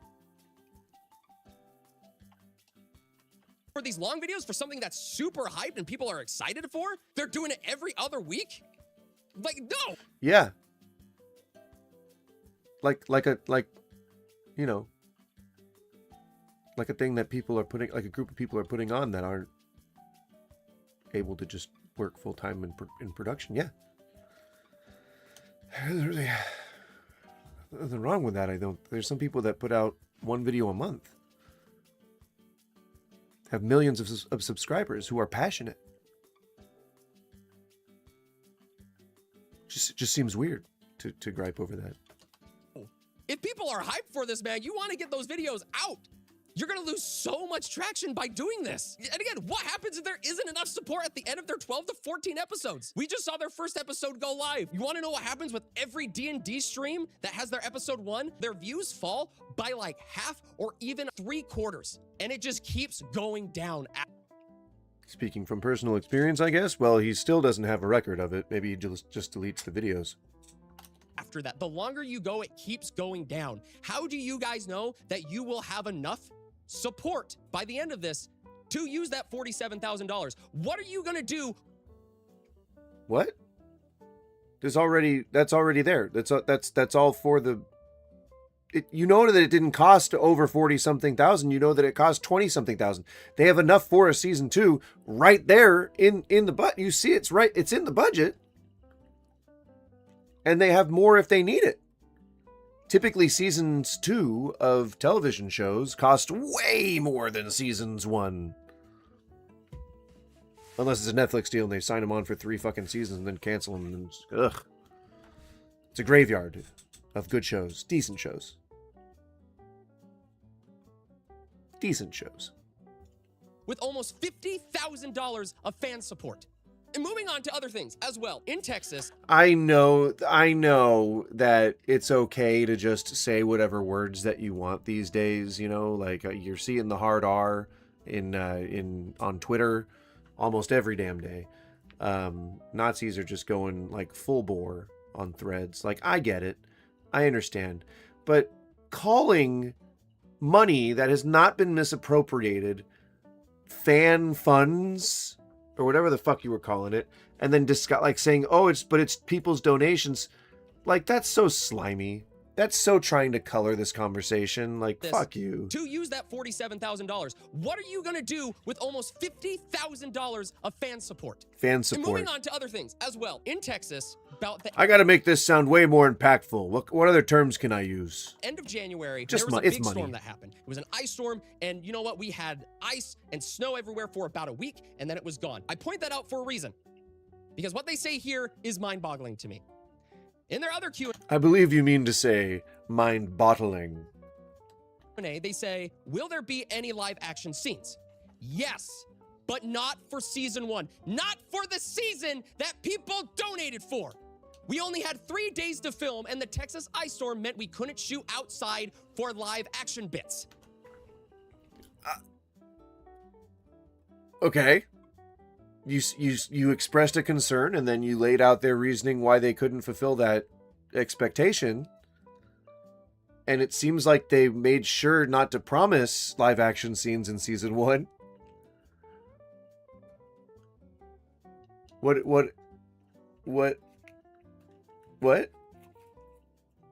What is your gripe again? I have to wonder. So far, we've a total 0 issues. Just that he thinks that they were wasting the money, that they could have spent it differently. Well, guys, this could have been a comment. This really could have just been a comment under the first episode. Guys, I think that you could have spent the money a little differently. Here's how I would have done things if I could have done them myself. That's it. And then you walk away, and then you keep doing your shitty content. That doesn't get your wife back in your bed at night.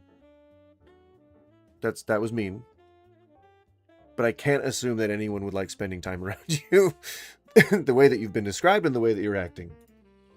In future sessions, we will have some live action highlights of cool moments, and we may revisit some in the best moments for season 1. They may!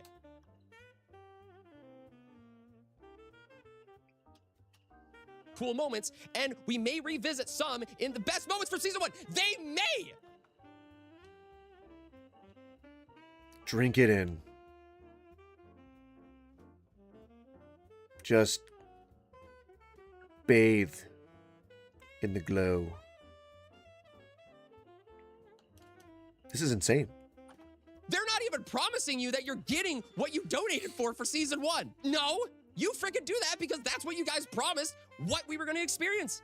They also say, we also know that the audio was quiet at times. There were some recording issues, but we are working to make the... And there's the only other issue that he addressed. And good, Justin. How are you doing? And that was a non-issue, apparently. So best of what we have. Season 1 had to be planned, filmed, and edited very quickly. Because of that, we didn't have much time to test and troubleshoot our tech. We are already hard at work on planning and logistics for season 2. Why? Why did you guys have to plan, film, and edit this so quickly? Why? Give us a reason. What? I'm getting whiplash. The issue was that they weren't putting out episodes fast enough, and then now the episodes are coming out too fast. What?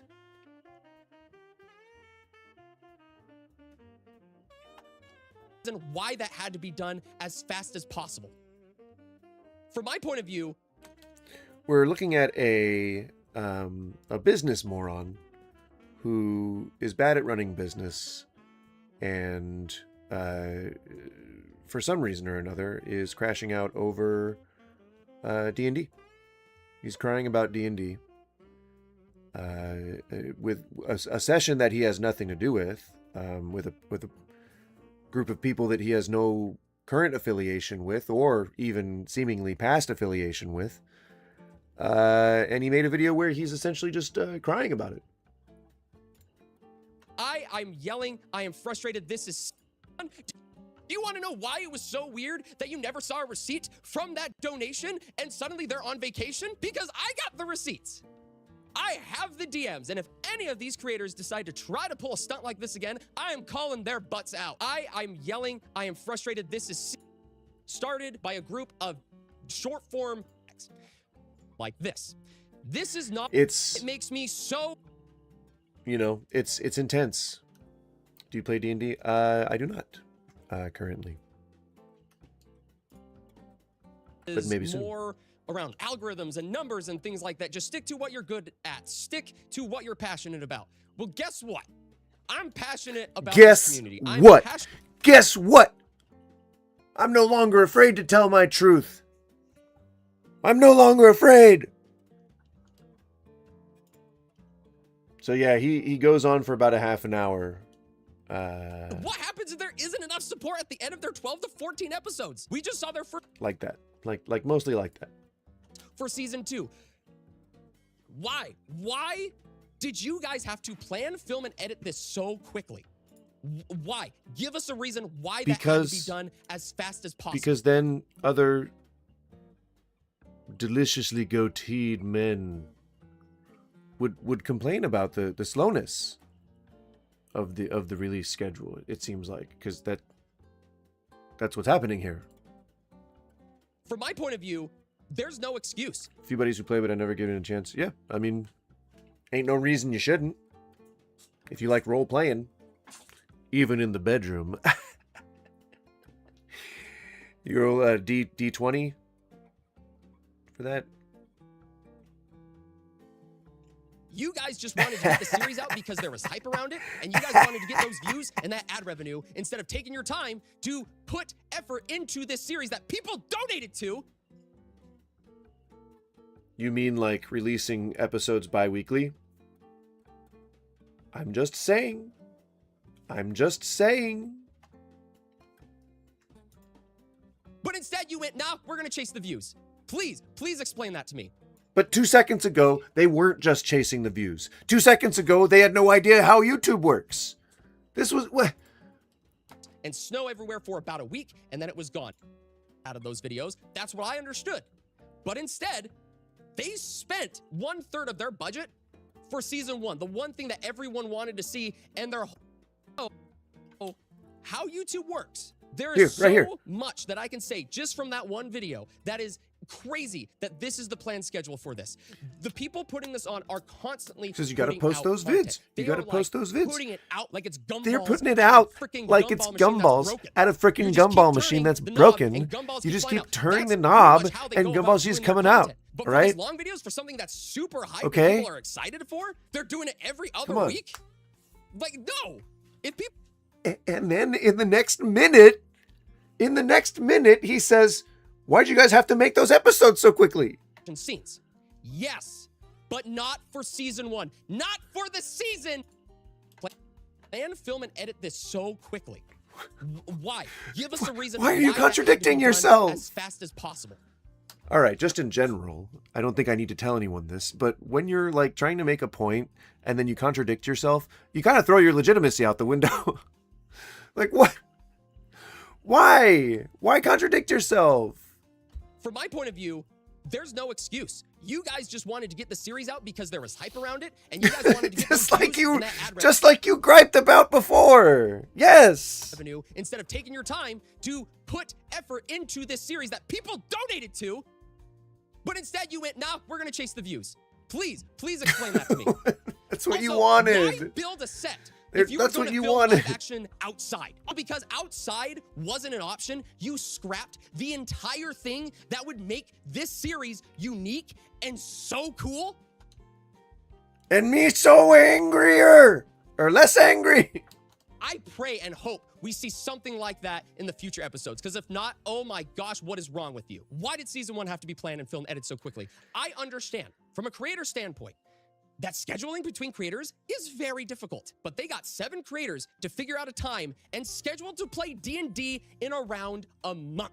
If you see when they posted, hey, he's like just seething right now. What even is that series of emotions? Like, that's such a weird baseline to maintain. We got the funding to when they posted we're being 100% transparent about the funds. It took them a little over a month to get that all figured out. They really should have taken the time to do more troubleshooting, which it says everywhere that they ran into a lot of issues and figure out the problem. There's no legal reason why they were beholden to even give you transparency on the funds. They're just trying to be more transparent. They're trying to be more trustworthy. To deliver a better quality experience and uphold your promises. Let's talk about the announcement. Aboard them! Aboard! You must uphold your promises! Like, that is very important because that is why people donate. I'm still getting the frog out of my throat. Not delivered. First of all, they say they want to build a set. You know what? That's fine. You can build a set, you can have fun, you can experience that. But guess what? It feels like the set is more important than the actual piece of content. Let's go back, shall we? You know, remember these creators, the creators that you guys wanted to see? Here they are. Here's all the dead space. There's more background and set design than you do see of the creators. They said they wanted a cool video setup with 2 video angles. This setup with 2 video angles is something you see everywhere on Twitch.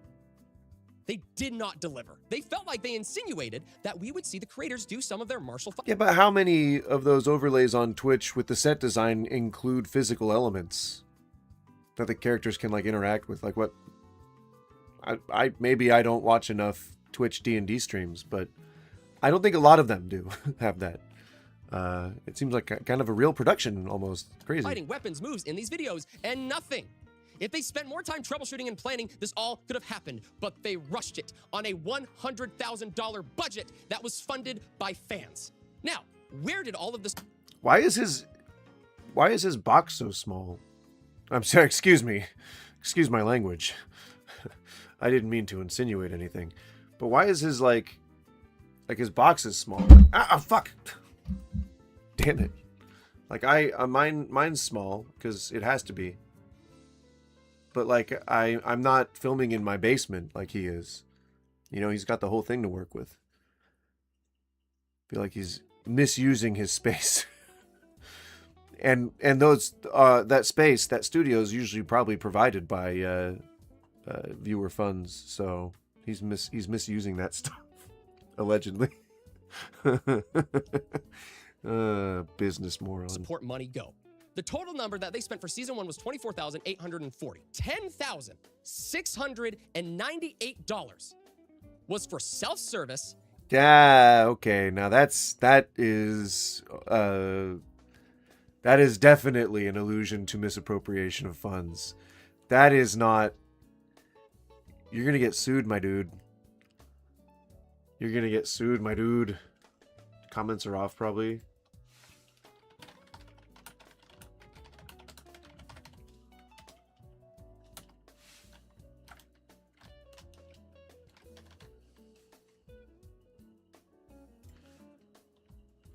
You're gonna get sued, my dude. He says self-service. Like, you can't do that, man. Like, that's defaming them. Because I bet you they can prove. I bet you they can prove that they didn't misappropriate any funds. And I guess I hope you have a lawyer who can keep you safe. But if you ran this script by them and they told you not to say those things and you did it anyway, then maybe your lawyer isn't very good. But that's not, you can't say self-service. That means that you are accusing them of taking the money that they got from donations, as you put it, and putting it in their own pockets. That's misappropriation of funds. That's a very serious crime. Especially for people in this tax bracket here. They're not rich enough to defend themselves properly. And bad financial decisions. The set, the gaming table, the venue, the logo, the tablets, the camera recorders, the mics, the sounds, the lighting. $10,000, almost $11,000 of people's donated money served nothing for them. To make this happen, based on what I figured out, it would have cost around $15,000 to $16,000 for them to make this happen, based off of what we saw in the first episode. For a good production, I don't think you're getting out that door without paying at least $20,000. Even if it's like, because I would pay my creators, like I would actually have a stipend or contractual payment for them, but that would be factored in. But you wouldn't get out of there for at least for less than $20,000 per episode. No, sir. Percent of the donated money was used to create a product that anyone can do on a live streaming service with zero fan support. Which could either go to show, how our technology's advanced to the point where now consumer electronics are on par with what people would consider production quality, studio quality stuff. That's still not the case, though. And quality's subjective. Like, I like the quality of my stream, even for its crappiness. Like, that's kind of like, I like that. I brand myself on my crappiness. I like that. I don't know why I kept saying I like that, but I like that. I like it. I like it. I'm okay. I promise I'm okay. Do you not understand that? 47 has a potential to never be used if season 2 doesn't happen. But it's guaranteed to happen. There's no reason it's not. They've promised it already. Like it's already in the pipeline. I don't know what to tell you.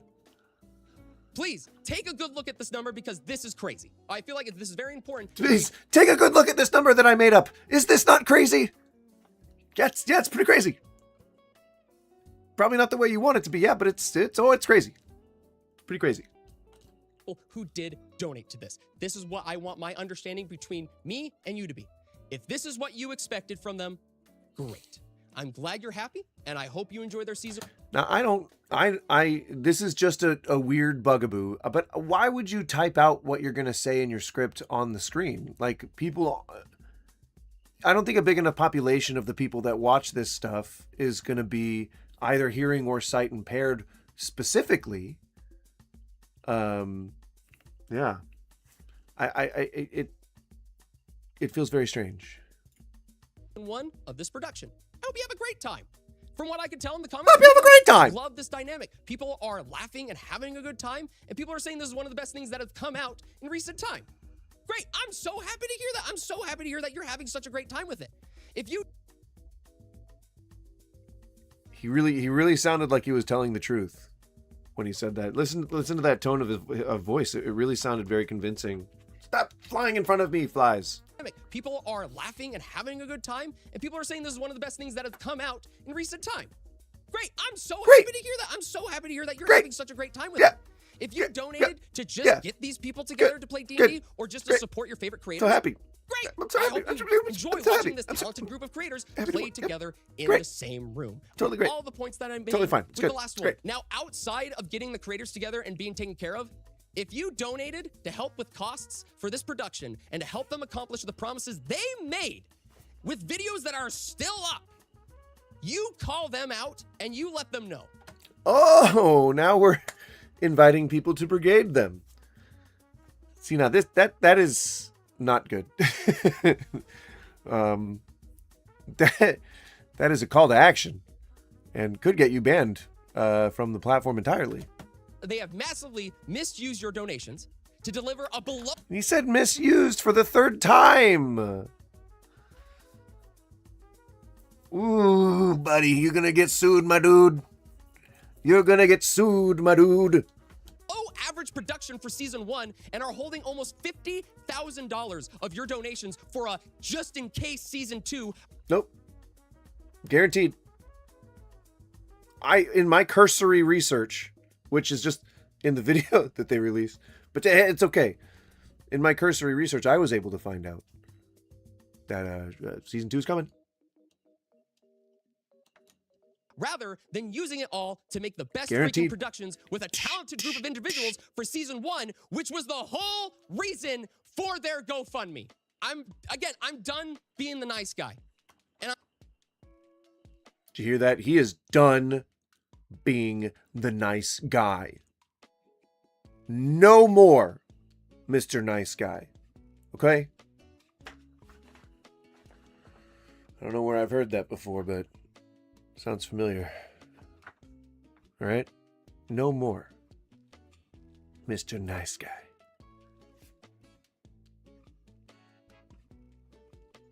I'm tired of seeing this stuff. I am tired of seeing people take advantage of this group and look at this Hey, group like, twinsies. oh, they're just willing to throw money at everything. We're also just going to get into this so we can get a nice paycheck. And you know what? Deliver something that they're just used to at this point.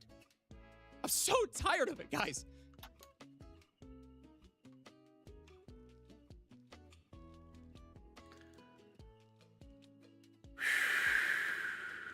Soak it in. See, I told you, me laughing at him crying was not. I'm not punching down. I'm not like. Well, yeah, I can't do that, but I'm not like. I'm not taking advantage of a victim here. He's a genuine piece of shit. I think it's pretty clear at this point. They're just used to at this point. I'm so tired of it, guys. I love you guys so much. I love this community. And Doesn't that like give you shivers on your spine? When it's like when an insecure man is about to start crying. It was weird. At this video because you guys asked me to create stuff that I'm passionate about. And again, I'm passionate about you guys. I love you guys dearly. And this stuff is pissing me off, man. This is not fair to you. It really isn't. And I'm not afraid to make these videos anymore. I'm not afraid of the backlash that'll give me. I'm not afraid of the connections that this might hurt for me. Yeah. I'm tired of being scared. I'm tired of being hurt. I'm tired of being frustrated. Well, to be honest, you kind of burned your connections pretty early in the video when you said that you're going to call everybody out for like their behind the scenes shit. So even though that's probably just made up, but still like that, you've already burned your bridges. I'm tired of seeing you guys get hurt. Yeah. This is pathetic, man. I'm going to start crying too. I hope Mid-Max This does is better. pathetic. I really do. I want their future episodes This is to do extremely well. pathetic. But what they delivered is pathetic. Yeah. I'm sorry. You keep shedding tears, brother. You keep shedding those strong masculine tears. Because, man, I got the dirt. some of you out there, you know who you are. If you try to pull some of that stuff again, you better be ready because I'm calling your ass out. What is this even referencing? Try what again? What is the point of this?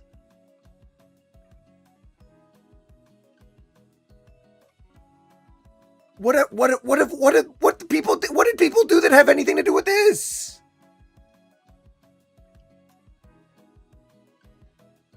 I'm sorry, guys. So that's gonna be it for this video.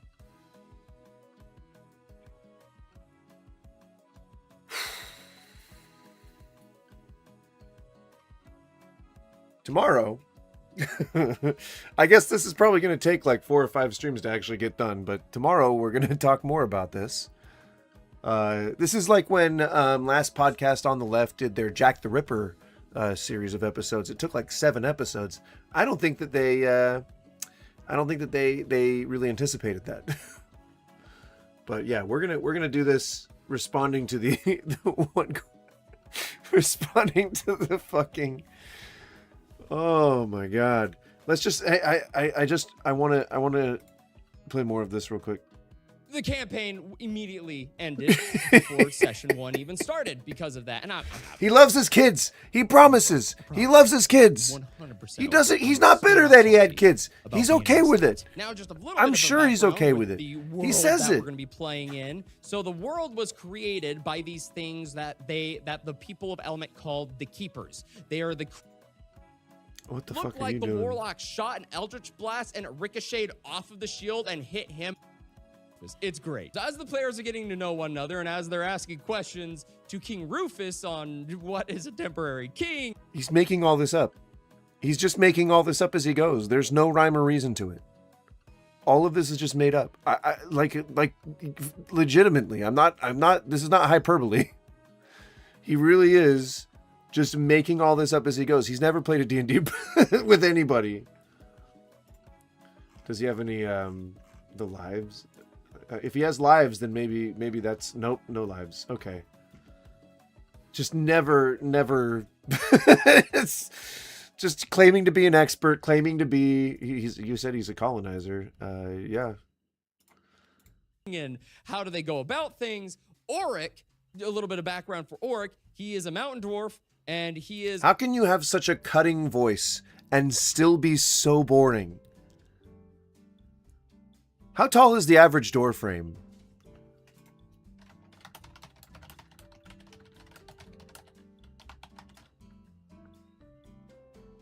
Six feet 8 inches.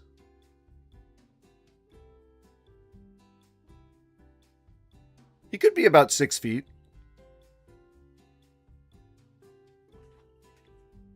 I don't know why he looks shorter than that. Maybe it's his personality.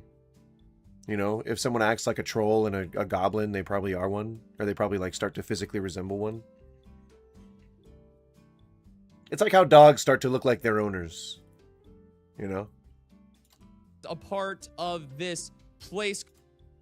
I rolls an 11. And, you know, the horse is just, it could be worse. They start heading to Allenford. And King Rufus is like, all right, so, to let you know about Allenford.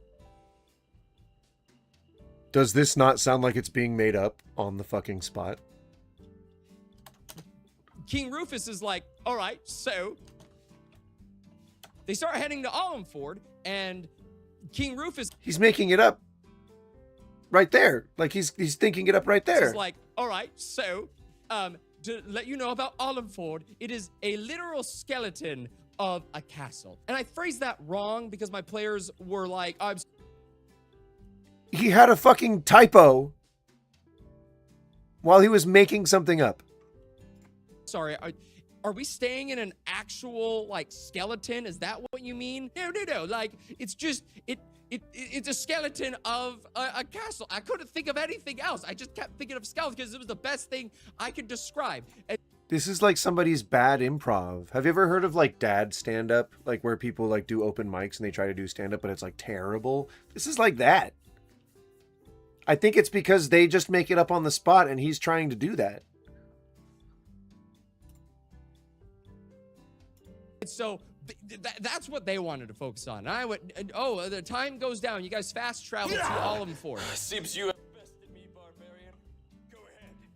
Do your worst. Okay, well, I left your front door open when I came in, and then your cat got out, which got hit by a wagon, and its last thoughts were why you weren't there to comfort them when they needed you the most. What in the 5 layers of bean dip was that? You told me to do my worst! Yeah, in killing me! Oh, I totally misread that. Yeah. Seems you have been...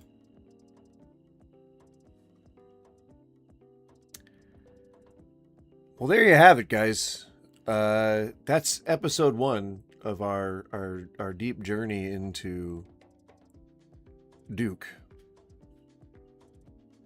Maybe I phrased that differently than I should have. We're not... Oh, fuck. Alright, well, thank you guys for watching. I guess that's as good a note to leave it on as any. Have a good one. Cynic, I'll be around if you wanna chat 5:30ish. Yeah.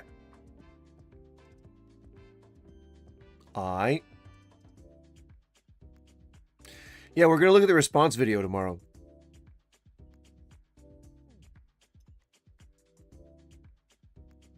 It's gonna be good. I think it's gonna be good. All right, see you later.